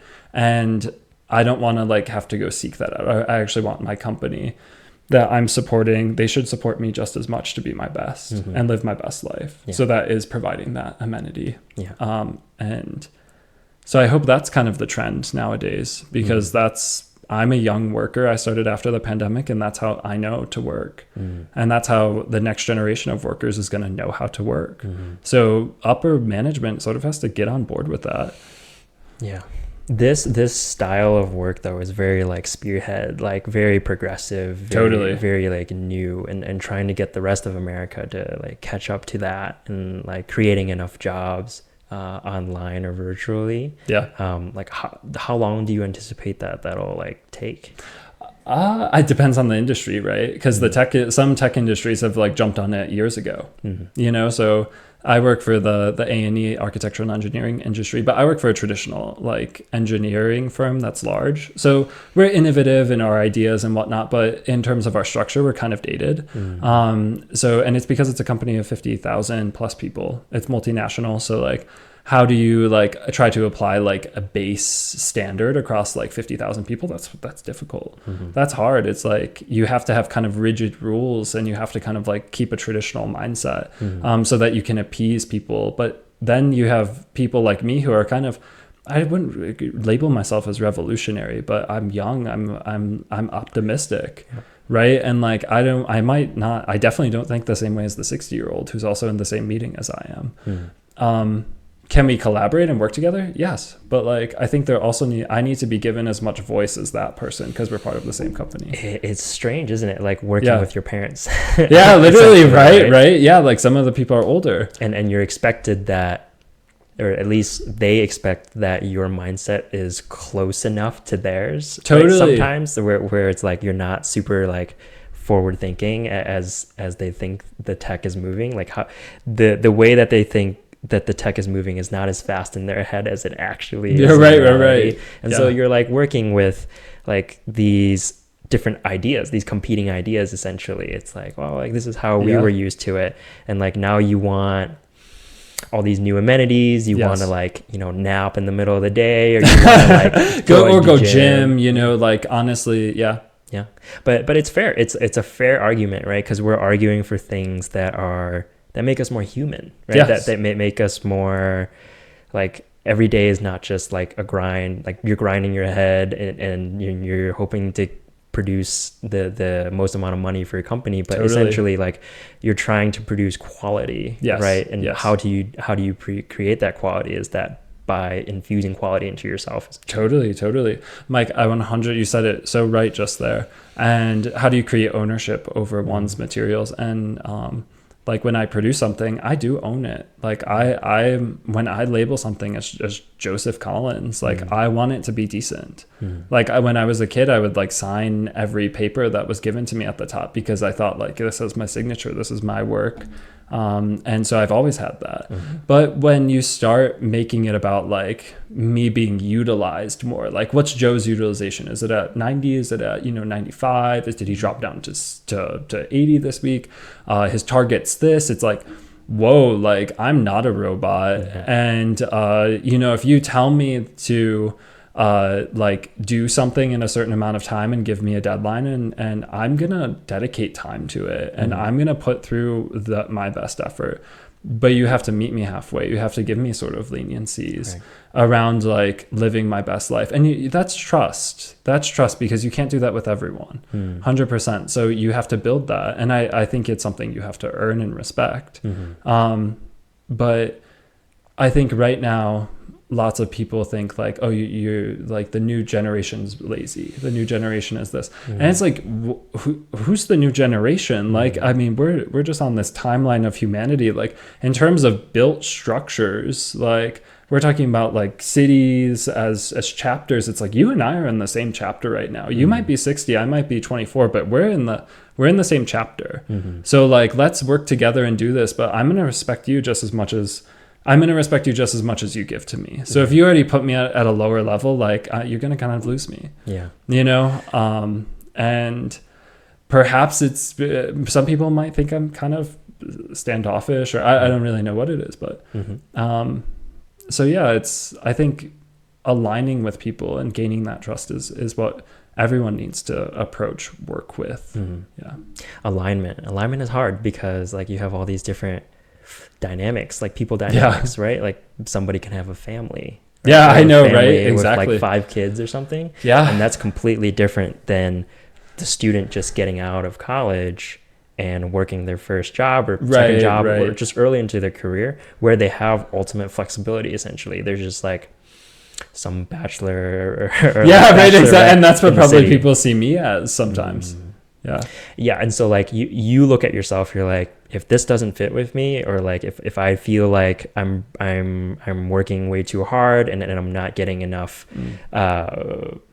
fulfillment out of this, then I'm just going to move on to the next company, right? Like that's sort of like our thinking essentially in our like age cohort. Sure. Is that we can easily change and still essentially experience similar qualities. Whereas like if you're somebody that has like 5 kids, you're like, oh, like wait a minute here. I have roots down, I have kids, I have the kids' schools in the system, and they're plugged into their friends, and essentially it's just much more difficult to uproot. 100%. And like, how do you rate your life, like things that like importance on things, right? And some people might look at me and be like, he doesn't really have any issues. Like he's this guy who's like working for an engineering firm, living in Boulder. He cycles every day, like, and I can afford food for myself. Like, wow, I don't have kids. I don't have any illnesses that are like detracting me from life. Like, so wow, I have it all. And I realize that I'm so thankful for that every day. And I do realize like people who have kids, like, whoa, like you need to support. I'm also not of the mindset that they need to drop their kids and get to work. So I'm like, I realize that for them, like their number one is probably their kids. I hope it's their kids. I hope work is third down the list for them. I hope their spouse is next. Maybe work is third. Maybe they have a passion outside of work, like painting or something like that, that makes them human. That is third, and then hopefully work is 4th or 5th. But I do hope it is kind of 4th or 5th, because they do need to be passionate about what they're doing. And I really think like it can't be 10th on the list, you know. Sure. So like I think if your work is 10th on the list, you should probably look for another job, and that should probably be because also it's fulfilling. Like work is fulfilling, and I want to make a difference in my job, but I'm also not going to like X out 1, 2, 3, 4 or 1, 2, 3 for work. You know, that's number 4. So people, and so yeah, it's priorities, right?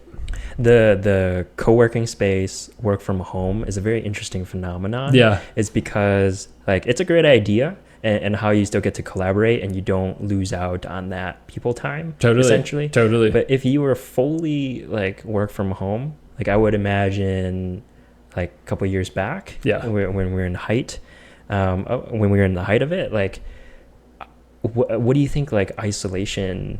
And do you think currently there is still isolation for people that work? Totally. I think some people are scared of it. I think I was scared of it. To be honest, like we did go through this kind of traumatic time where everyone was sort of like scared of each other and like in their houses, and especially strangers. Like you were used to the people who you lived with and your parents and like your loved ones, because they were there with you sometimes. Or I lived in Terrace, which was my eating club for the time. And honestly, the people who lived there, I was like, we're in this together, you know, so I'm comfortable seeing you. But if I see even Liz next door, like I'm kind of scared of Liz next door. And Robbie, who's 2 doors down, who I didn't know before, I was like, he's a stranger. I don't want to talk to him. Right. So people did become kind of isolated to those who were around them. And we became conditioned to be scared of strangers. Yeah. So when I started new jobs, everyone's a stranger.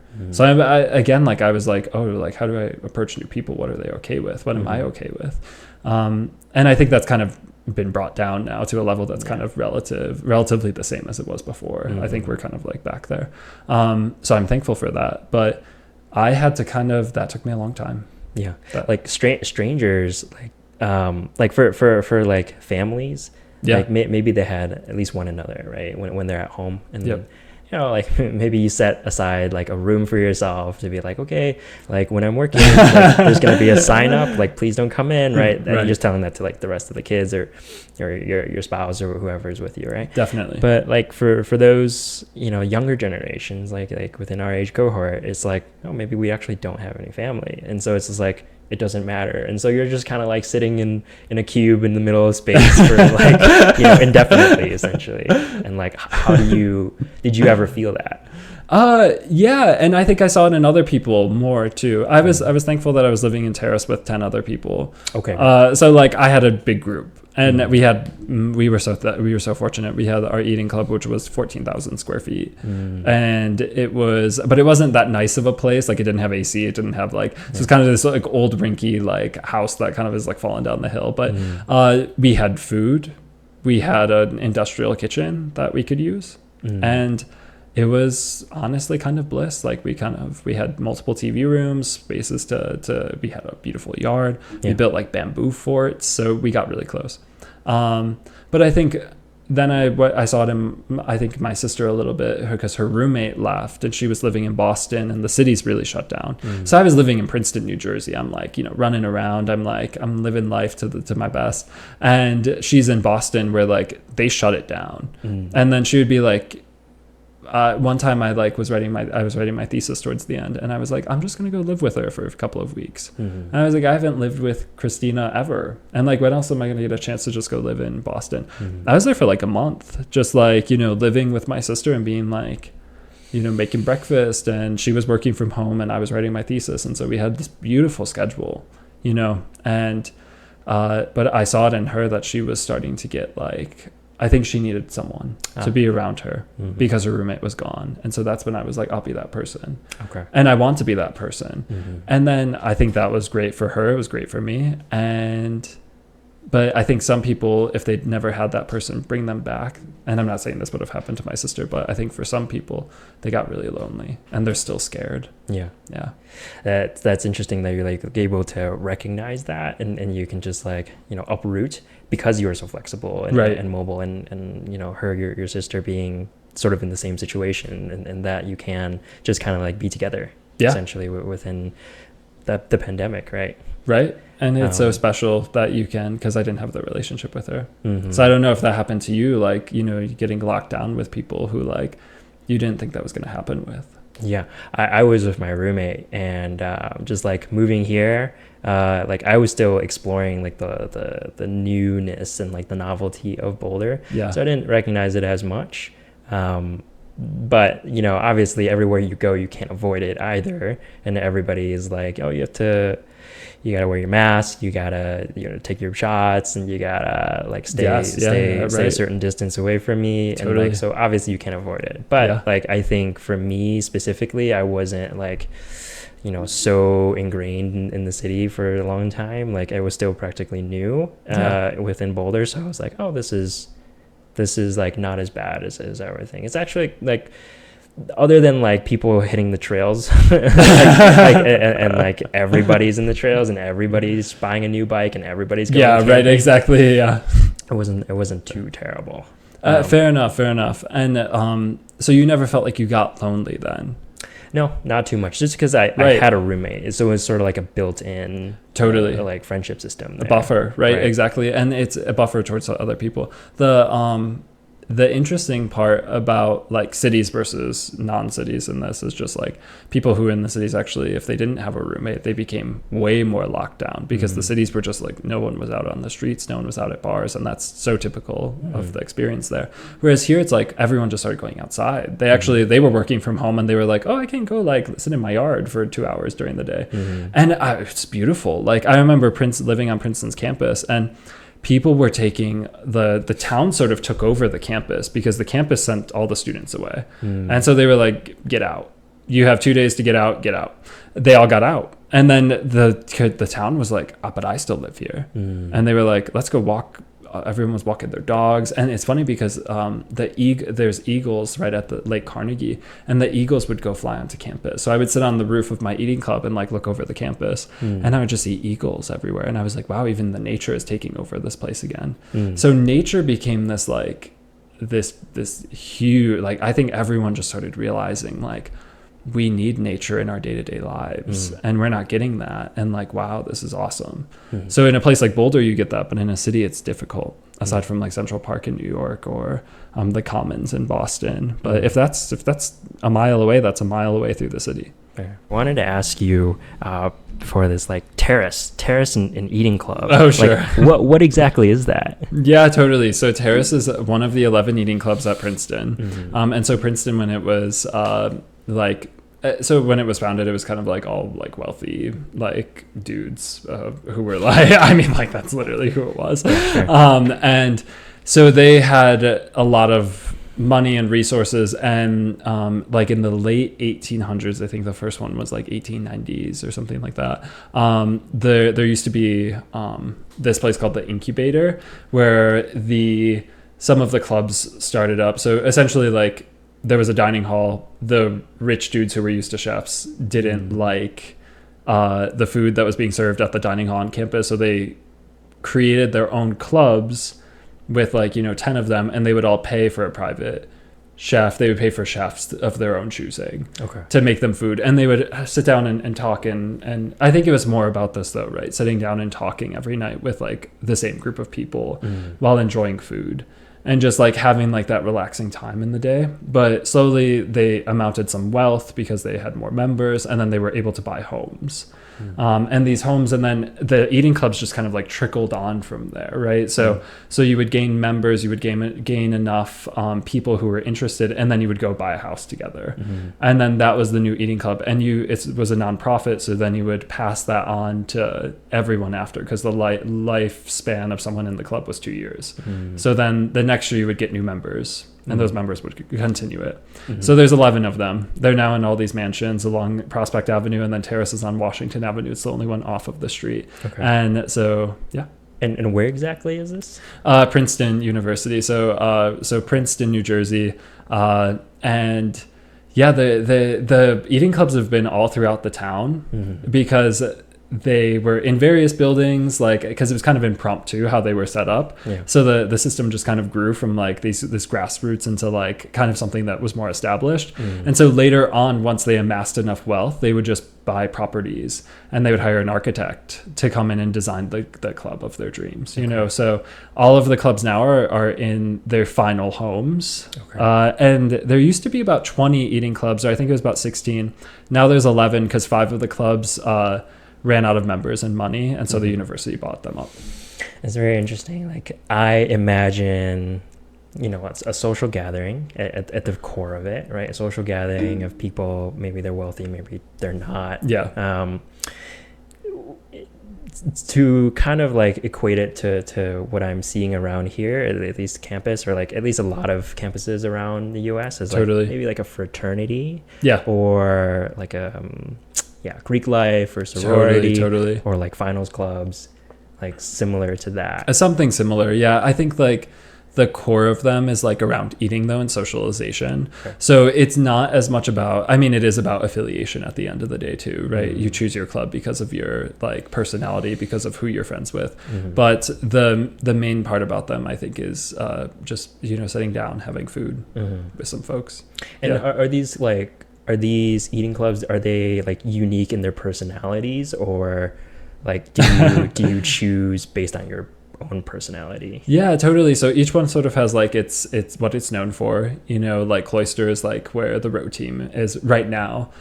20 years ago it might have still been the row team, but maybe 50 years ago it was like engineers or something like that. So they kind of change, because again, every 2 years the lifespan of someone at one of these clubs is about 2.5 years.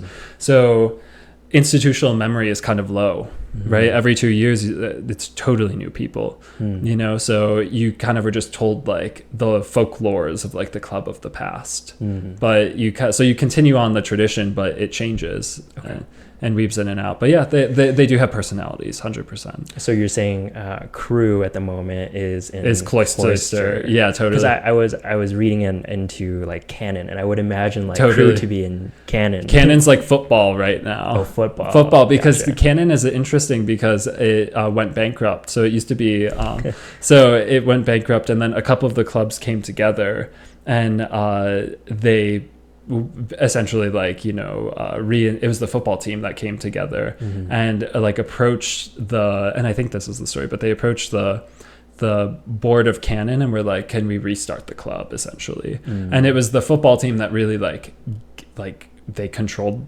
Canon after that. They restarted it up. So I think before it was football, it was something totally different. No, it probably was like engineers or something, you know?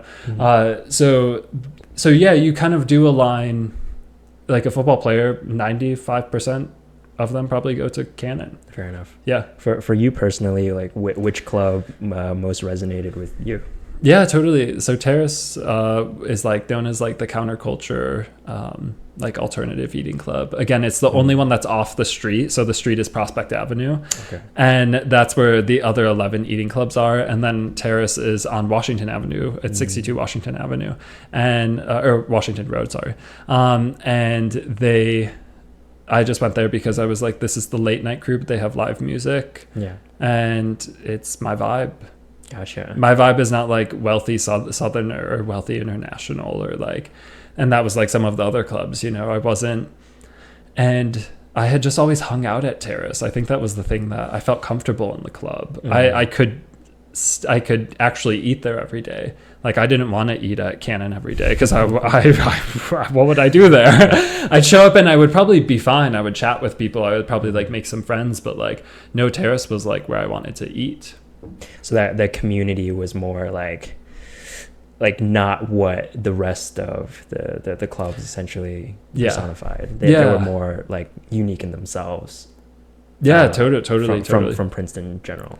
Yeah, I think Terrace is kind of counterculture to Princeton. I mean, it's still a Princeton entity, so it's going to be bound by you being a Princeton student. So inherently it is Princeton, and that's kind of Terrace's like paradox, you know? So it's kind of funny because we all think we're counterculture, but it's like we go to this school too, right?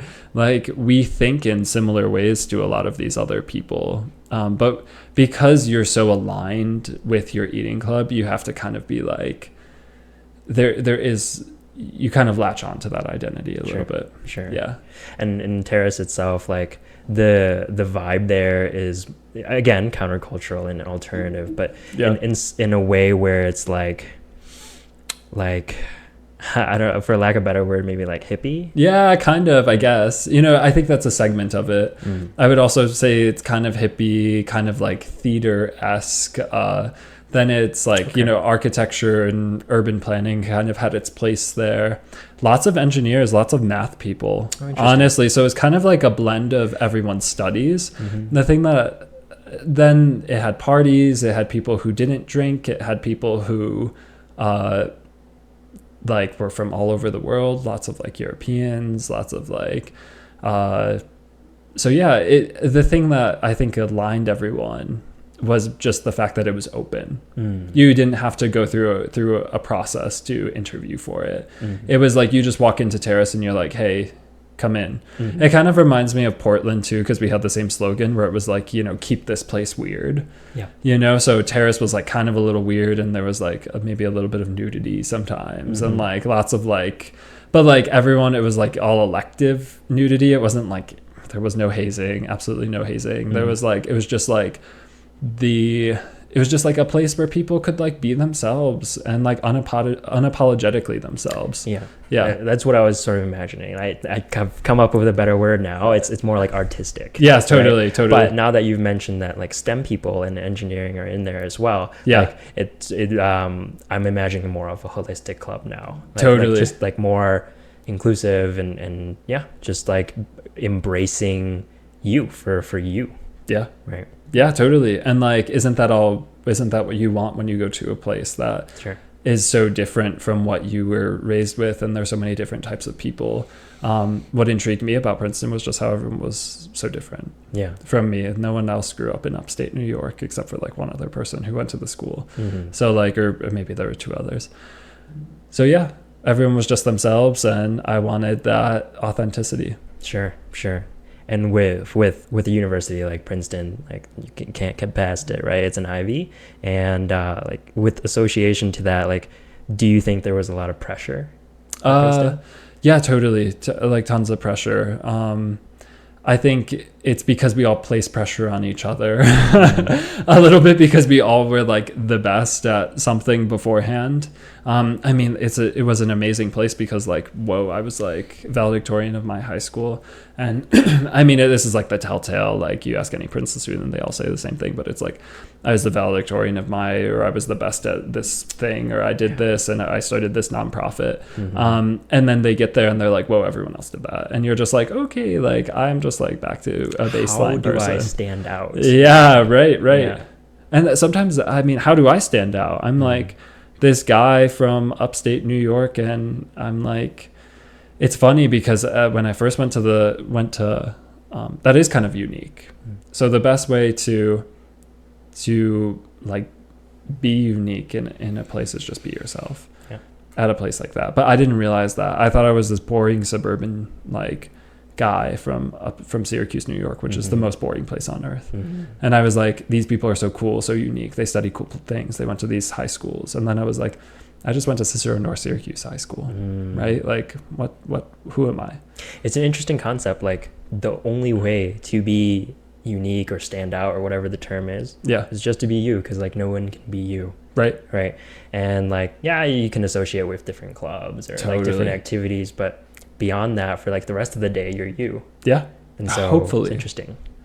Hopefully. Right. Like, I mean, that's just like, that's something that I've realized even like coming to Boulder and doing all these other things is like, and I think that's why I was attracted to Terrace, is like, I can be me in this space.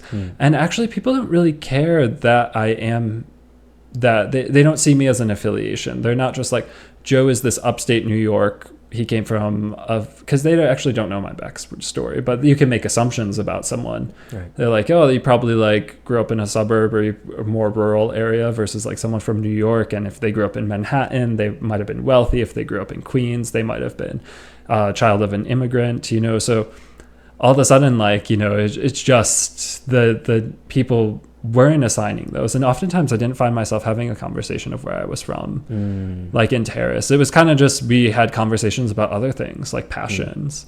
Like, you're an astrophysicist, like tell me about something cool, and let's sit down and have a meal together and talk about math, or talk about whatever, Nepal, or talk about like whatever you want to talk about. And it is about you, but I'm not labeling you in that. That's fair. Like when you say where are you from, like in a negative sense, right? Like where, like what is your wealth background, that in that connotation, right? Not necessarily like, you can't just like, it's one thing is like for the, like if you run into an international student, you're gonna be like, oh, like where are you from, like what was it like? Totally right. Like that's in a positive, like inquisitive light. 100%. Whereas you're mentioning more of like, maybe like the negative, like East Coast culture. You're from Ohio, like, and like it's like, oh, boring, it's like people just label it as boring, and it's like, whoa, well, it's like, well, I can't control where I was born and where, exactly, socioeconomic class from my parents, and honestly, I don't really care, like, and I think that's the Terrace mentality, is like, I don't really care where you're from, like, I just care about how you interact with me right now, and like what's on your mind right now. So often I think we try to like place people in like little buckets because it's easier for us to understand who they are. And so Terrace was like the place where, sure, it was the alternative counterculture club, and that was the bucket that we all were placed in. But within that bucket, like if it was a ton of colors mixed together, like we just kind of existed, like as our own separate little dots, we weren't all blue or whatnot. So it was diverse and people were just open. Yeah. No, that's fair. And of course, like wealth disparity exists everywhere. Totally. What you see, but a lot of times association with Ivy League schools is that they have so much wealth, and their endowment funds are so huge. Totally. How does it stack up against other nations around the world? It's like, oh, actually, like this one university is higher than a majority of the nations around the world in terms of like GDP, which is a wild concept, right? Yep. And so like navigating that, I think one thing, like they get a lot of negativity in like just the headlines, right? In the news, that like, oh, like they never do anything great, like they just kind of hoard all the money to themselves. A little bit. But until you're actually like there in person and kind of boots on the ground, you understand like what they're doing with that money. Sure. some of it is a little bit of like just investment cycle in order to keep themselves alive for as long as possible. Yeah. But a lot, what usually like doesn't get mentioned a lot is like the support that they do have for students and like what they do financially for students from time to time. Like for example, if you're under a certain income threshold, like if your parents don't make enough money, I forget the number. Maybe it was like 60K or something. It's definitely 60 or higher at this point. 60 or higher, 60 or under, something like that. Yeah. Like then we'll pay. Like as Princeton will pay you your tuition in full. Totally. Or a majority of it to where you have to work like very minimally in order to because we want you to succeed. And that is something that like doesn't get talked about as much, like all like the nice philanthropical work and like the charity work and like the helping of students. It's like, oh, that's all the good stuff. Like that's what you should be doing. But instead as like only the negative stuff comes out. Yeah, right? Totally. And you know, it's weird, like I think thinking about it from an outsider point of view, because I've always been like a little bit of an insider once I got into it. Because once you're an insider, like that it is that protective money like buffer that once you get accepted into it, you're in it, and like you just kind of exist, and so you like it. You like, I mean, but you don't even notice it. It's like this unconscious love of like, I'm being cared for. And so I can see my first 2 years, I was like kind of under this spell where I was like, Princeton is an awesome place. Like, and like, it really like, it just protects me and like protects my friends. But I didn't even think about it in that way. Like it just knew it to be true. And I think that's why I liked it. You don't start questioning things until you're like a little bit jaded and you're like, oh, the university is doing this and this, but we personify it. And I think that's kind of the issue.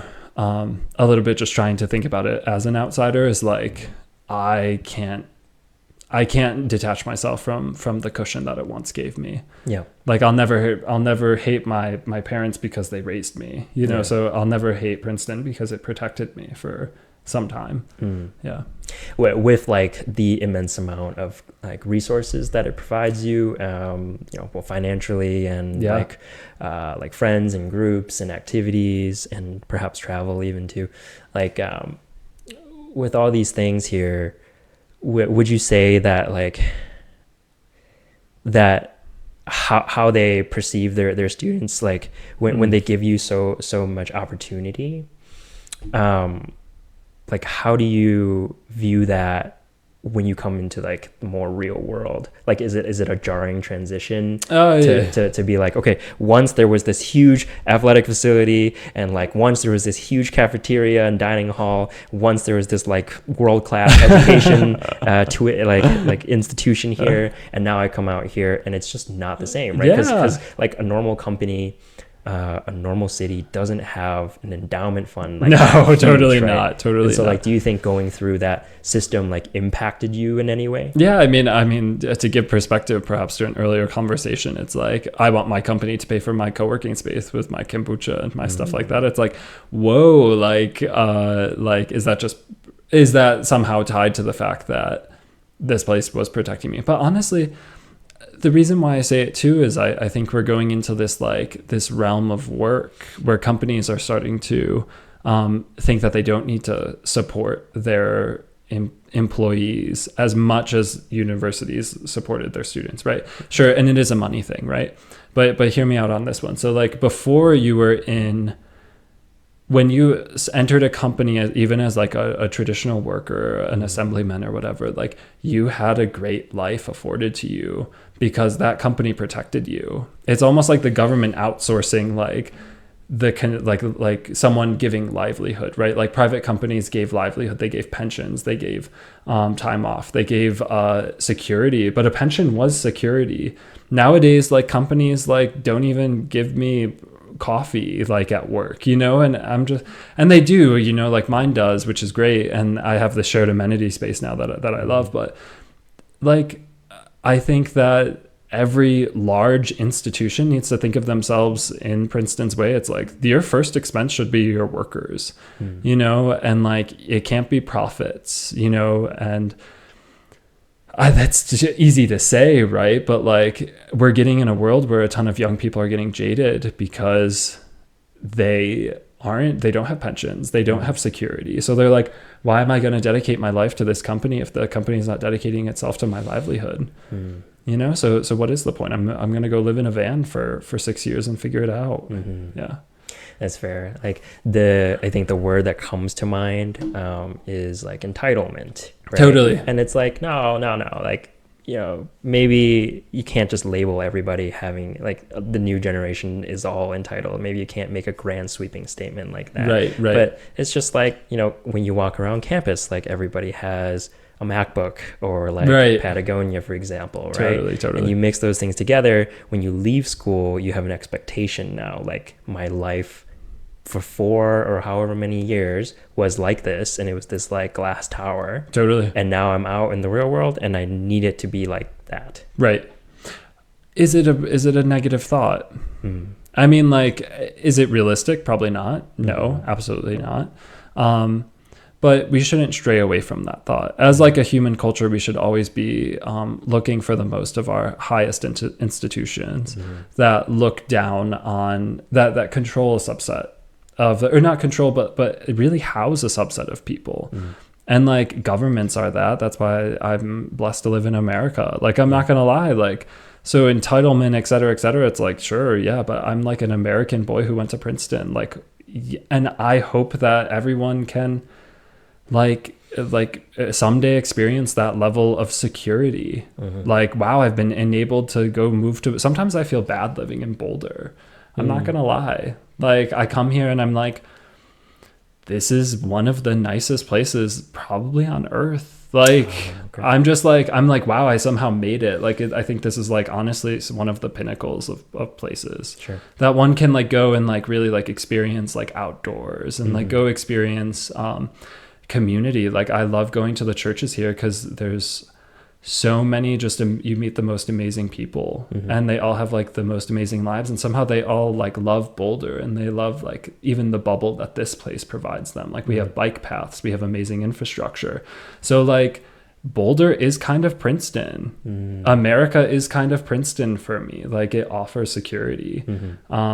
I hope that every institution that has people underneath it and is housing it aspires to be Princeton in some ways.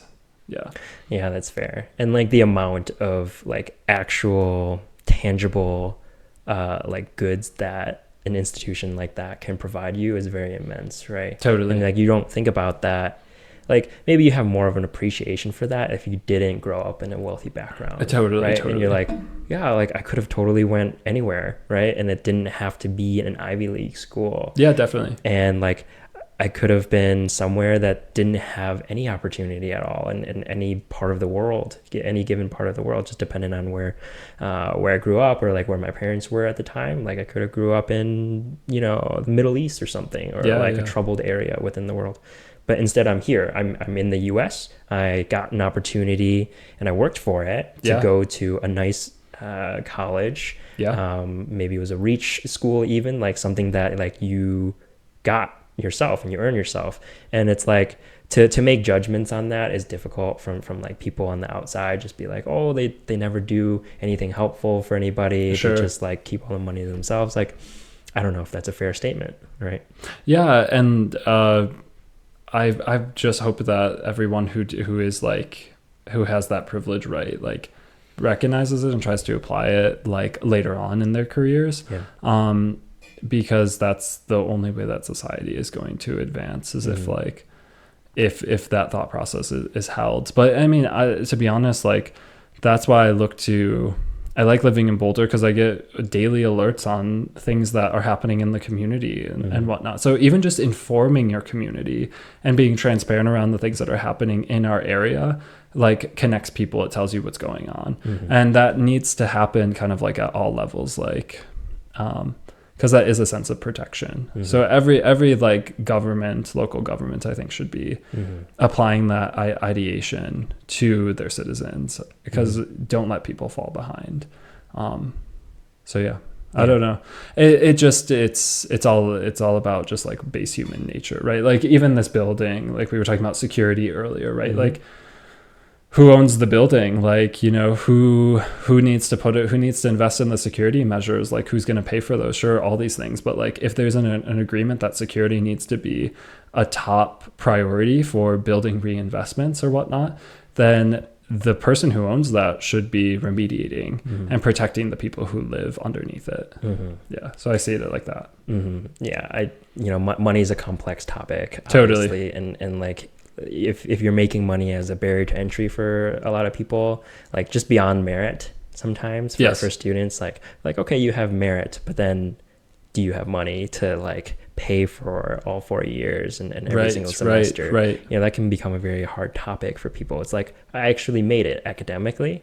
I'm actually to the level that I need to be at academically for such a high level institution. But unfortunately, like my parents didn't have the right profession that made enough money. And that's upsetting to a lot of people, right? Because 100%. It's just like, why? And so like, yeah, access and affirmative action. Totally. I was just about to bring that up. Big ideas, right? Big ideas within like these like top-notch schools. And it's like, again, like the concept of playing God, essentially. Yeah. Because like you have so much money, you have so much influence and power. Totally. Like, and you're picking and choosing your candidates now, essentially coming into your ecosystem. Yep. Like that's playing God. Yeah. Right. And so also like with the limitations on like the class sizes each year. Totally. I don't know what the number is, but maybe it's like sub 10,000, sub 5,000. At Princeton itself, it's about 5,000 undergraduates. Okay. One thing that they're doing, however, and this is like I think it's a pro. President Eisgruber. So Princeton has like it's a 3 to 5% acceptance rate. It's something pretty low, to be honest. So there is limited opportunities because there's limited space on campus. There's limited professors. There's limited resources. But President Eisgruber's main push right now is to expand the campus to 10,000. So that's nearly doubling the undergraduate population at Princeton University. That makes our acceptance rates go from 3 to 5 to 6 to 10. You know, so all of a sudden it's like, whoa, okay, it's still not accessible, but at least we're like investing to make it accessible. But one of the things that, again, like we're talking about Princeton, but President Eisgruber, I think he's made some impressions on me. And one of the times that he did that was in his speech where he said, the crown jewel of America is its public university system. Like he was like, and it was during a graduation ceremony where all these like kind of people can become elitist when they go to universities and they look down on state schools, and that's what goes on. But like he's essentially right. It's like expanding access, and that's what state schools do. That's what Princeton is trying to do right now, is even as an Ivy League, right? We will invest our resources. We will invest tax dollars, not Princeton, but public universities, into expanding the opportunities for people, because every school has an acceptance rate, you know? So, but let's try to get that acceptance rate up, and not by just accepting more people, but by actually like creating the opportunity for more people to go there. Yeah. In terms of affirmative action and like who those people are, I mean, that's an interesting question. So it's like, how do we expand that if affirmative action is no longer accepted or allowed as the decision just came in? So how do you equal the playing field of marketing? I think is an interesting question that needs to be like asked by these admissions counselors across all these universities. Do you target like, so a zip code Boulder 80305, you know, like how do you target to Boulder? How do you target to the Upper East Side of Manhattan? How do you target to 90210, which is Beverly Hills? But then also how do you do it to, you know, play zip codes that like a lot of people don't go to Princeton, or like, and zip codes are in like areas of land, right, are kind of interesting to look at, because in terms of population that goes to Princeton, Most of Princeton is from New Jersey. I think it's about 10 to 15%, somewhere in that range. Okay. And then New York is after that. So like New York and of course it's proximity, because Princeton is close to New York City. But in terms of New York State is the largest represented state in the Ivy Leagues, or it's either New York or California, right? So, and that makes sense. They have two very large populations. But of the people who live in New York State and go to Ivy Leagues, that percentage is actually people who live in New York City. That's the larger percentage. People from upstate make up a very small amount of that because they're from a more rural area. So these schools are actually more cosmopolitan and metropolitan, right? So they're not leveraging their marketing to schools actually in rural areas. And so as affirmative action is because they don't market up there, right? So how do you get past affirmative action? Well, look at population zones. Look at what zip codes, what counties you're missing. What percentage of the population of that and what percentage of that population goes to Princeton? Is it like 1% of the population of New York lives in New York City, so it should be 1% of Princeton people, or should it be 10%?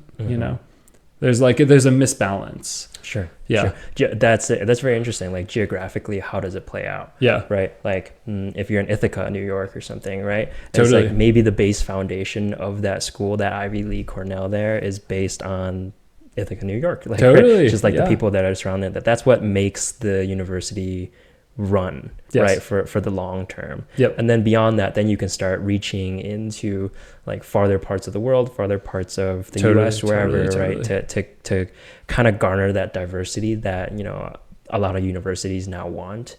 Instead of it being like in the past where it was all homogenous, like male and white essentially. And like now how can we foster that diversity as we reach out to underserved nations, underserved like communities. But like I guess affirmative action is trying to reach, like one of the goals is to reach that like potential. Like you need to reach somebody with, it's a two-way street, right? Sure, right, exactly. You can't just be like reaching for helping every single orphan or like helping every single underserved person that doesn't even have that Princeton is not even on their radar. Like they're not even thinking about university. They're just thinking about survival essentially, right? I know, yeah. And so like how do you get diversity and like somebody that's underserved, and like do you essentially need to tick off all these boxes in order to make yourself look good? Right. I don't think I have an answer. It's a difficult question. I don't think anything should just be a tick, like a tick in the box, right? Like, or be just because that's the person might not have wanted to be there. Actually, it's funny. So one of the valedictorian in the year after me, she went to Dartmouth, and most of the Ivy Leagues have like a retention. So that was also my high school, upstate New York, and usually people don't go to Ivy League. So like me and her were kind of separate. There's usually it's 1,000 kid high school per year, 600 to 1,000. It's a large school, public school. Only one person gets into an Ivy League a year, usually, maybe two, if any. And so she the next year went to Dartmouth, and I had gone to Princeton the year before.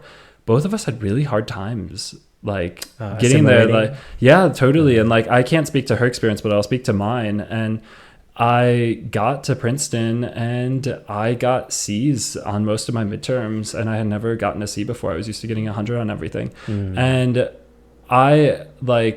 there's a lot of people who share that experience because they don't know if they want to stay after that.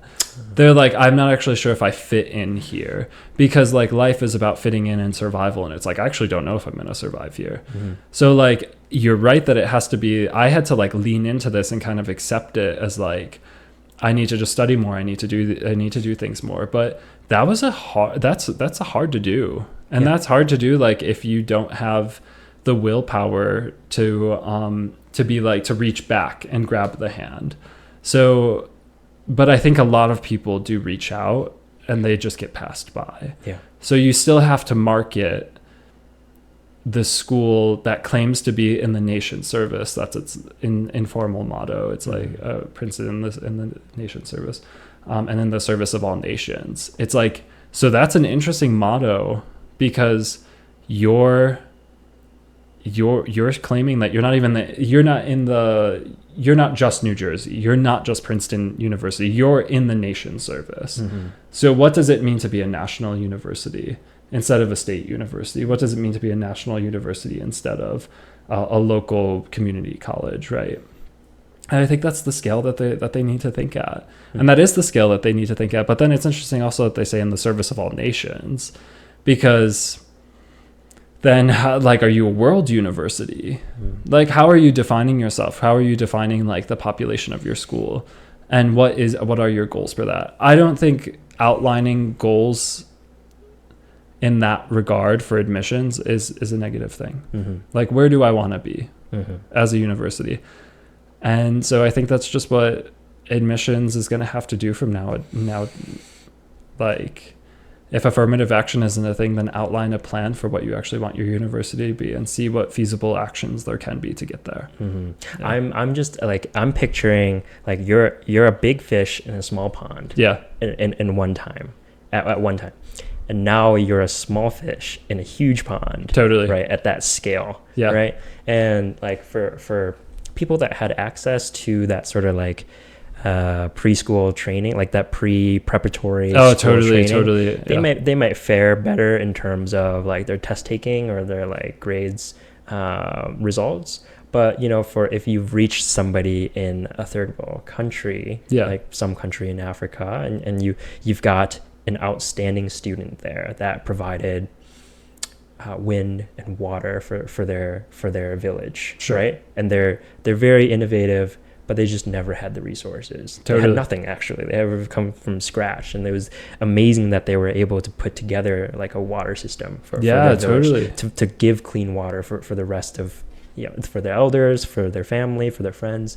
And like, how do you assimilate that person to such a rich, like idealized, developed, like well endowed school like that? Like, do you start them off with like at the same level as that kid that got access to preparatory? Yeah, totally.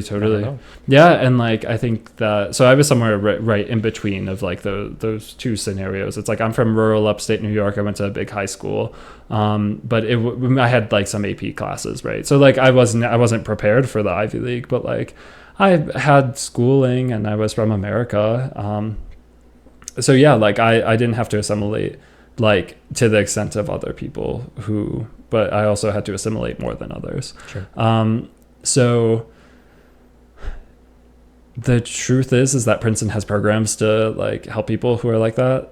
So I mean, like, even just anyone who's like scared that they may be, because this can be kind of off-putting, right? It's like, oh, this dude is talking about how this place can be kind of scary, and like this place can be, you might get C's even when you were like getting hundreds on everything. It's like, if I'm getting a 90 on everything, should I even apply, right? I'm just thinking of like a high schooler who's looking at this. It's like, yes, you should apply, like 100%, and you should tell your story truthfully and honestly, right? And like, that's like, but because that is latching on, that is putting out the arm to this place, that, because essentially like Princeton does have its hand out to everyone. And I think more people should apply, right? Especially as they're expanding the student body. So, and they have programs that, like, they have international orientation. They have like a freshman scholars institute. So international orientation is for anyone who's international. They come early and they actually go through like PowerPoint slides of like what it means to be in America. I've only heard folklore because my friend is Australian, but everyone gets invited to international orientation. If you're Australian, if you're British, if you're whatever, so even like those English like countries, they get invited. I think even Canadians do. So anyone that's not American, so the international orientation is one way to sort of bridge the gap to nations. Freshman Scholars Institute is like a way, and it's FSI. That's a way to get high schoolers who maybe aren't the best prepped. They went to, I even think I was eligible for FSI. So I could have gone. It's usually lower income, and your high school like isn't usually, it doesn't send many folks to Princeton. So they try to prep you. You actually get ahead on your classes. You take a class during the summer and you get to live with people who are also in FSI. So that's and the FSI people are so proud of it because they owned that campus when they first got there. And like, they're like, we were the first ones on campus. Like, we belong here just as much as the dude who went to prep school. And it's like, yeah, like that's such a great program that they institute, and you get ahead on a class, right? You get ahead on 1 or 2 classes. So, because you take it during the summer. So you get used to reading in a certain way and analyzing things and discussions around a table. I mean, lots of these kids are coming from classrooms that have 30 plus kids in there, and the teacher's just trying to make sure that every kid is passing, you know, and they've never had a seminar type discussion, whereas Princeton is all seminar discussions unless you take biology or chemistry. So I guess, like, how do you take some student that like feels really nervous, I guess, right? They're like, they work so hard, obviously they told the truth, right? Because I understand, because it's such an exclusive university, like many people probably lie a lot of the time. Probably, lie or embellish. Embellish, yes, for sure. Well, I mean, you can't prove wrong, right? Unless you go back and try to, like, you know, fact check everything. But if they have 50,000 applicants, like, they're not going to be able to fact check everyone. So it is kind of interesting, right? But I think the style of writing, and I know it kind of is unfortunate that like writing also is such like a skill that generally people, they have to be taught it, and and it takes a lot of time and effort to teach someone how to write. So it's unfortunate that is a like the thing, but depending on how you write, depending on what concepts come through in that, and how well you're able to take what's going on here and put it down on paper, that should be, I think, depending on if that comes through in a authentic way, I think admissions counselors see that, right? And like, I think like one of the best essays that I wrote when I was applying to school was about like, it was about my first boyfriend, right? And like how he was this way for me to kind of like understand who I was in the world and why I cared about a lot of things. This is specific to your topic you wrote? Yeah, so it was like, who's the person, talk about a person who's influenced you. Okay. And so I was like, I'll write about George Washington. Like, and then I was like, no, you're not. Like, and I was like, I need to write about something. Too surface level. Like, how do I get deeper? Right, exactly. Like, how, like, who actually influenced me? How do I get deeper? How do I get more vulnerable? Yes. How do I tell the truth? And like honestly, I still think it was one of the quickest and easiest essays I've ever written. And that's how it should be. Like, I looked down at like the paper, and he was gone. He was in Chicago. He had gone to college the year, because he was a year older than me, and I was going to see him in Chicago, but I needed to submit my application beforehand. And so I was about to leave the next day on the airplane to go see him, and I was like, shit, I gotta finish this essay. And so I sat down and like I wrote this essay, and it was about him, and it took me probably 2 hours to write it, page long, and sent it off to my uncle, who reviewed it, and he said, this is a fantastic essay. And I was like, cool, that's the stamp of approval. And I submitted it like that day and went and saw him. But I mean, the essay was just about like being an open and authentic person. I think I was like, in high school, I loved wearing vineyard vines, and I loved like, I wanted to be like this, like kind of like preppy, like Northeast, like Boston person who wanted to go into like finance or be a doctor. And I was kind of into like materialistic things and money. And I wanted 100 on like every paper I ever did. Like, again, I signed my name at the top of everything. I wanted perfect. I wanted everything to be perfect. No one's perfect. And obviously, so like, he helped show me that. He was like, why do you care so much about getting 100 on everything? And I was like, why do I care so much? Right? Like, I care enough because I own things, and I love to be an owner of my work that I'm outputting. But do I actually care about the 100 itself? Right. Are you doing it because you love it, or because somebody else love it and you're trying to appease somebody else? Right.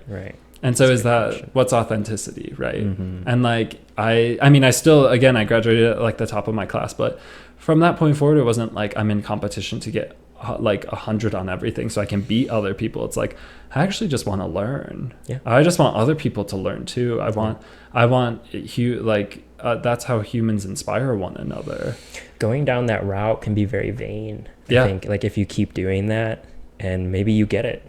I think one of the worst things is you get it. Like you keep getting hundreds and you keep, what does 100 translate to? Like money. Like you keep getting a bunch of money in the real world, right? Totally. But then like, you know, you find that you're not fulfilled and you don't have like good, solid people around you that like actually like you or love you for who you are. Literally. Right? And that's sad. I think, in my opinion, but maybe for some other people they think differently. But it's just like, what is life? Right? It's just like people, in my opinion, in my humble opinion, it's just like surrounding yourself with people that you love and like just trying your best to make whatever thing that you want to will into the world or whatever you can do to help other people. Like, shouldn't that be the ideal thing to strive for rather than like I have the next Tesla or like I have the next right? Like what is that house, whatever, right? Well, and so this poses the question to you, I think, is like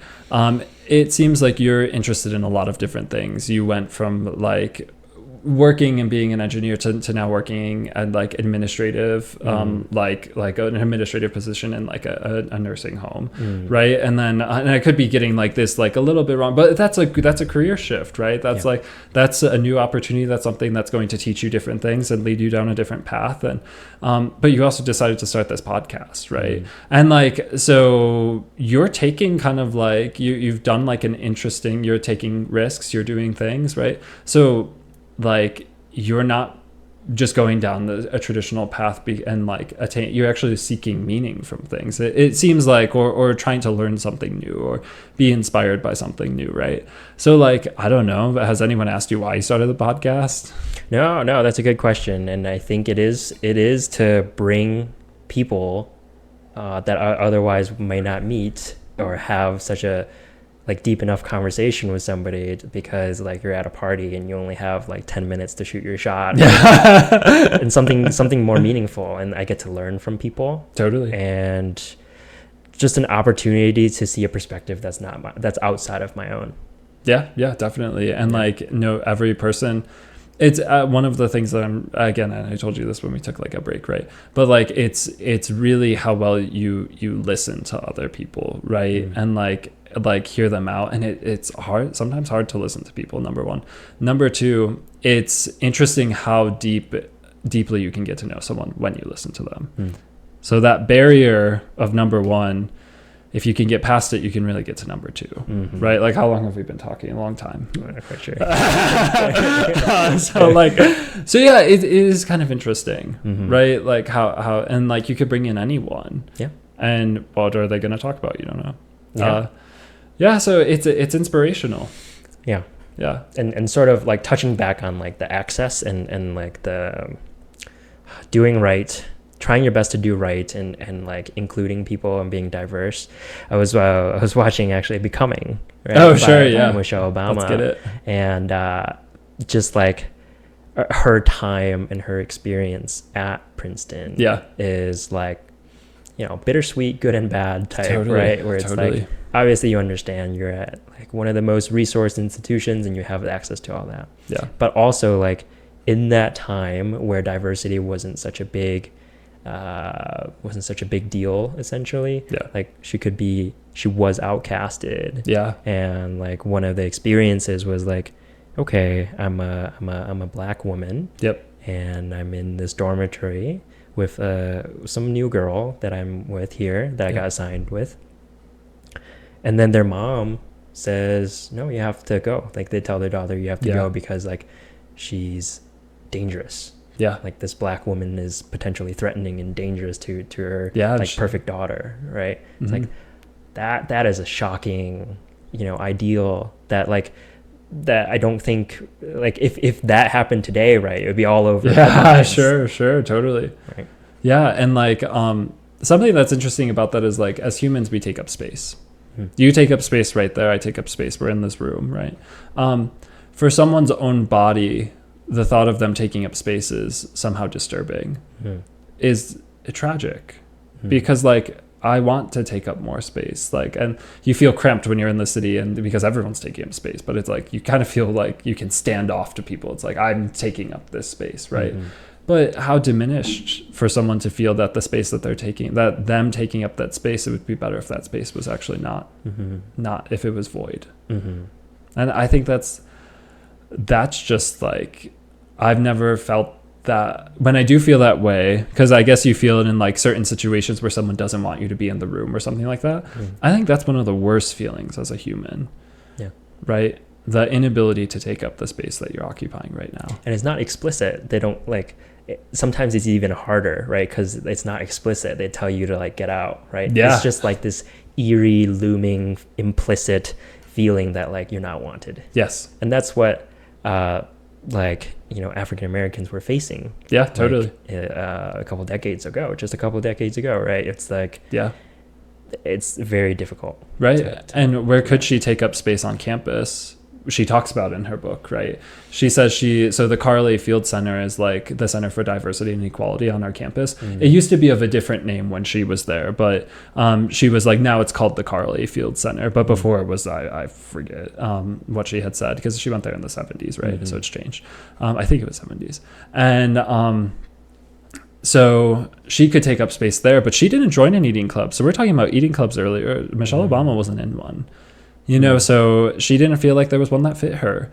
And I mean, I don't really blame her. Like, I'm like, Terrace is open. You can be like, you know, your own person in Terrace. But like, Terrace still had a vibe. It still had something. You kind of had to fit into like this weirdy like thing. And, you know, there still is like a barrier for some people. So I love the fact that like Carly Field Center exists on our campus, because again, her mentor, one of her first mentors in life came from Carly Field Center, right? Or the retro version of it. And that's how she explored New York City. And then she like saw the city and like New York. She would spend weekends in New York, and she was talking about how like Princeton, and that was my experience too, is like Princeton is connected to New York City, and like you should utilize it as a tool to go learn from and leverage it when you're there. And I was just like, I was amazed by her experience, because she could take up space one place, and that led her to taking up space in another. And so she did weave on this path that was like, she had a full of Princeton experience. Like, I don't think my experience was any more richer than her because I was in an eating club or I was this. It's like she made the most of her time there because it still had the tools for someone like her to do, you know? Yeah. It's just a different experience, right? Totally. Not better, not worse. It's right.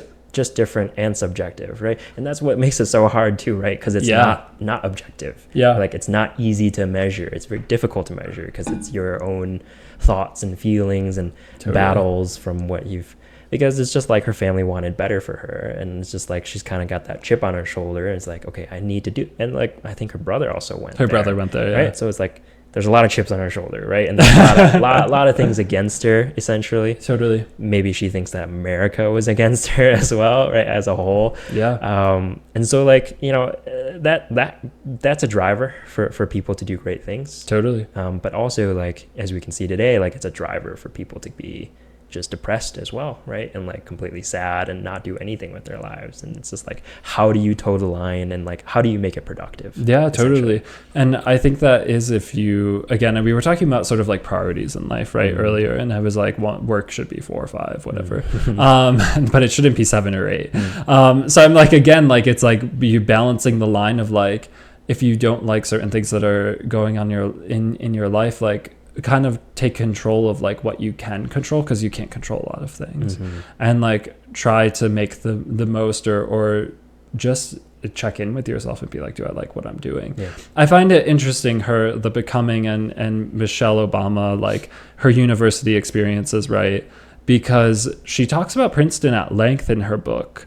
But she also went to Harvard Law School and doesn't talk one iota about that in Becoming. So like she spent 3 years at Harvard Law School, you know, so why does she glaze over that? Yeah, why do you think that is? Maybe it didn't have as much of an impact on her. Maybe she didn't like, I can only guess that's it, because I'm sure she has things to say about it.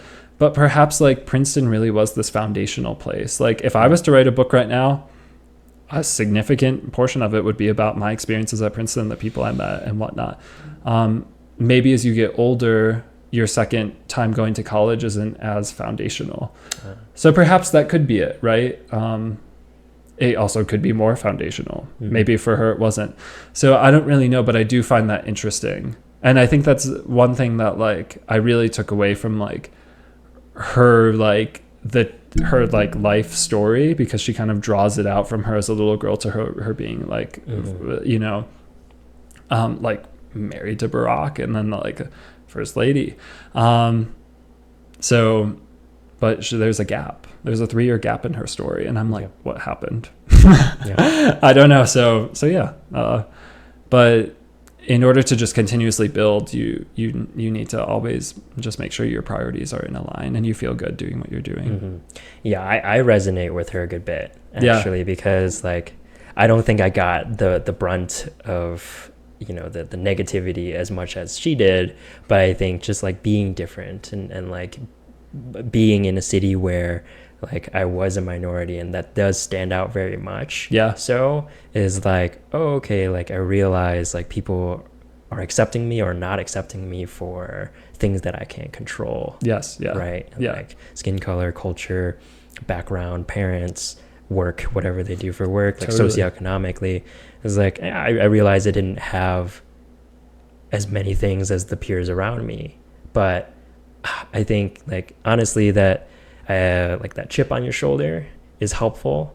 It's a double-edged sword. It's helpful in that way that it drives you to be better and try to be better and overcome and work twice as hard just to get to the same position that somebody around you can easily do. Maybe like through nepotism or something like that.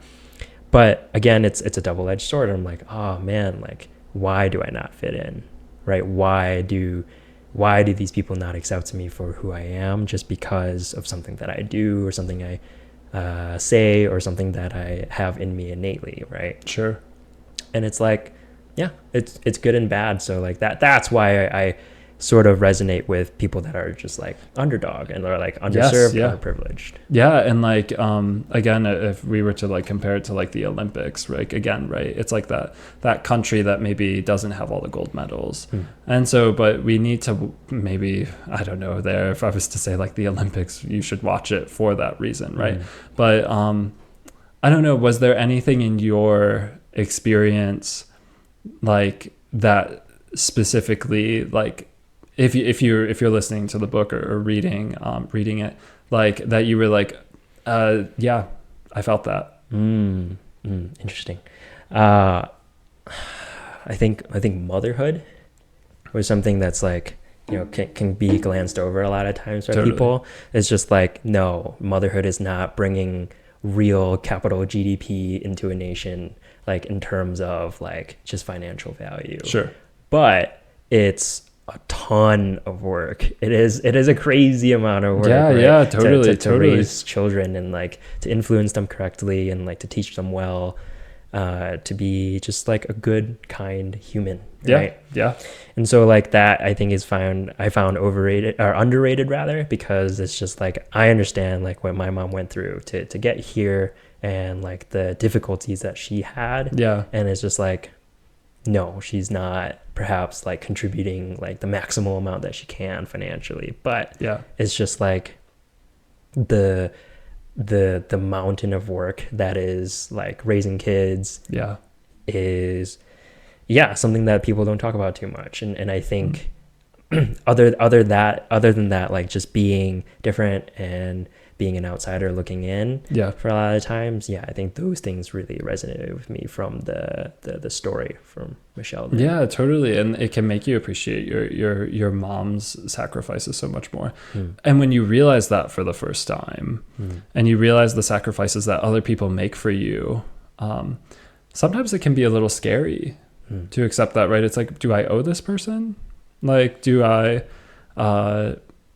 like, they've given so much of themselves. Have I given do I need to give as much of myself back to them? And that's a difficult moral question, right? So it kind of brings up like, we were talking about security and survival, but like then there's this whole other level of humanity that's just like morality, right? Mm-hmm. And like, are you a moral human being? And like, you define that. I don't define whether you're moral or not, or whether how you think of like what you need to give back, and what you don't give back. But do you recognize it as well, or are you ignorant of it? Mm-hmm. Yeah, it's an interesting like question. Yeah. I mean, like for the kids that are thinking on this tangent of like, how can I give back to my parents like in the best way possible? It's like, a lot of times they go to like monetary things, right? Like, how do I pay off their mortgage, or like, right. Yeah. But it's like, do they even want that, right? Or do they just want time? Yeah. Do they want time with you? Yeah. Yeah. And like, I see my parents like twice a year, but again, they're staying with me right now, and I'm going to see like a concert with them tonight. And one of the things that I absolutely love about my parents is like, they were my parents at one point, but now that I see them as kind of like friends. Like, I'm kind of like, I just love my parents. Like, when they're in town, I'm like, yeah, let's get it. Like, let's do it. And because I just see them as people. Yeah. And I'm like, be people. I want to know you as a person. Like, what did you grow up with? What didn't you grow up with? Like, what are your fears right now? And like, oftentimes, like, I think parents think their kids are going to be scared when they like be honest and open with them. And also children don't let their parents be honest, open with them sometimes. So it's kind of it is a weird relationship, and everyone has vastly different relationships with their parents. But at one point I had to kind of just be like, they're people. Yeah. Right. And that's all I can do to like give back to them right now, is like, just be their friends. And they're still my parents. I still like ask them for advice, and they still will like give me their input and yell at me from time to time if I do something dumb, or like, but they're going to support me, and I want to support them. And sometimes that's just recognizing someone else's humanity. There's also this interesting concept of like time, like how many times will you see your parents now? Yeah, like, totally. It's a very interesting idea. It's like, okay, let's say your parents are 70 years old, for example. Yeah. And let's say they have another 20 years, you know, just trying to be realistic as possible here, right? Totally. It's like, okay, you have 20 years, you see them twice a year. So that's 2 times 20, that's 40 times. You have 40 more visits. And after the next one, it's 39. Yeah. And after the next one, it's 38. Yeah. And I have thought about that before, especially as you get into, because I hope to live long if I'm like loving life, and like if things are great. Like, I really want to be here, and I want to have a community and like whatnot.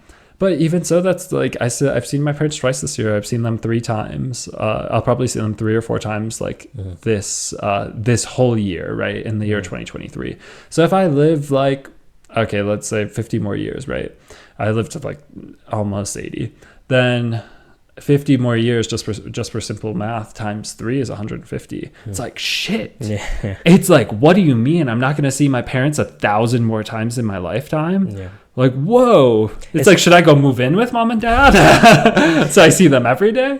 But it's drastically different, right? Because when you're growing up, you see them 24/7, or like you see them a lot of the time because you live under the same household. But as soon as you get out of that, you're like, oh, I don't see them very often now. Right. Like, I see my coworkers way more. Yeah, exactly. Right.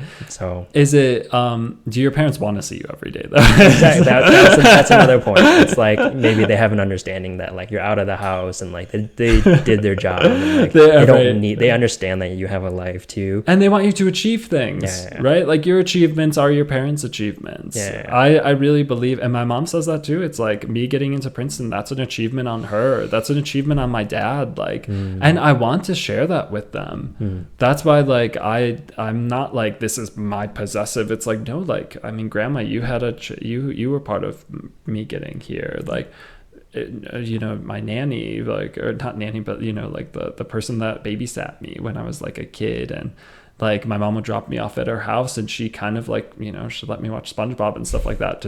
Maybe she has part in like why I got like my success, right? She cared for me. She kept me secure, and I could think and do and play and do other things. So yeah, I think like parents want their children to keep excelling. Yeah. Fair enough. Yeah. There's a lot of hands that go into play with the way that you were raised, essentially. Totally. It's like, you understand you did a lot of like hard work, and you earned a lot of it from yourself. Yeah. But you have to understand, like, you didn't do it all on your own, right? That there's many people around you. Yep. Some more noticeable than others. Like maybe you just like have like I don't know, some corner store worker that you connected with like a lot, and like they impacted you in such a way that got you to the next stage of your life, right? You don't know, right? And there's a lot of hands involved into it. Yeah. My question for you is like, being that like Michelle Obama is an alum of Princeton, have you ever gotten an opportunity to speak with her? No, she actually doesn't come back to campus very often. It's kind of what I've heard. I've never seen her in person, actually. Okay. That would be something I would really like to do. If I ever had the chance to meet her, I would seize it. I would seize that opportunity for sure.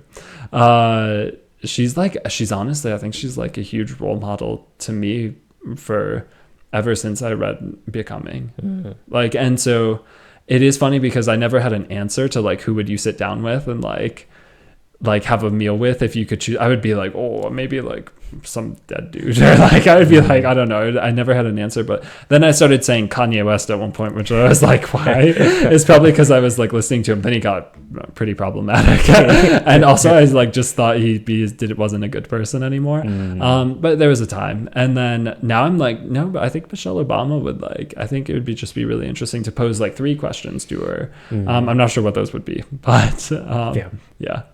So fair enough. Yeah, like she's a very impactful person. Totally, as we see, and like it's just like sort of the rags to riches story there. So it's very like it's very like applicable and very common to a lot of people and a lot of the public in general, right? Because it's not talking from a perspective of somebody that's already made it and like has uber amounts of wealth, right? Yeah, no, 100%. And she has made so we were talking about metrics earlier, and it's like how does one measure my Princeton experience versus hers and all these other things. I don't think she's a person who thinks about measurement a lot of times, and I think that's kind of one of the most interesting. She is like a humanist, like I think, or like maybe I don't know if there's like a word for like someone who like is constantly empathetic and constantly feeling, but I feel like she is kind of that person. Like I feel like she does have tons of empathy and like has been able to apply that in so many different scenarios and cases throughout her life, even though she's lived like 10 different lives. So I think that would be my one question, is like, how do you maintain empathy while change is happening all the time? Right? Because that's a standardized approach that I think she's kind of taken from what I've read about her. Yeah. Right.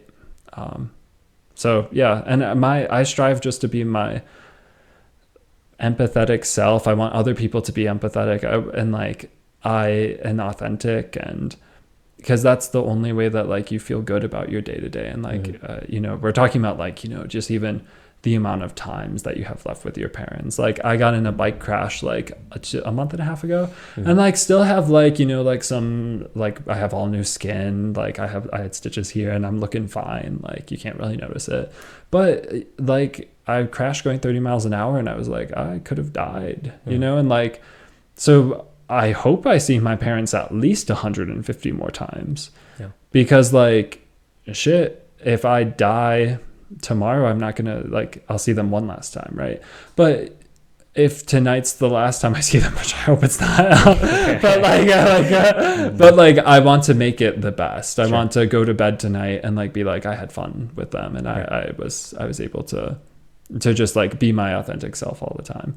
I think Michelle Obama has time and time again like kind of approached life or seen life in that type of way. Right. Yeah. So I don't know. Fair enough. Yeah, that'd be really cool. Yeah, right, cool. Right. Yeah. Yeah. Once again, Joe, like I think you're a very insightful person, right? And I think you have a lot of empathy towards people, and I think deep down, I think you're just looking for fulfillment and like trying to help people. Totally. And that those are really great qualities. And I think, I hope that you're able to continue them. Yeah. If I aspire to be like Michelle Obama, then hopefully I will too. Yeah. So, thanks for having me on. Like I love talking about anything. So Totally, yeah, and and I really appreciate you coming on, and this was really fun. Yeah, thanks, Mike. Awesome, cool.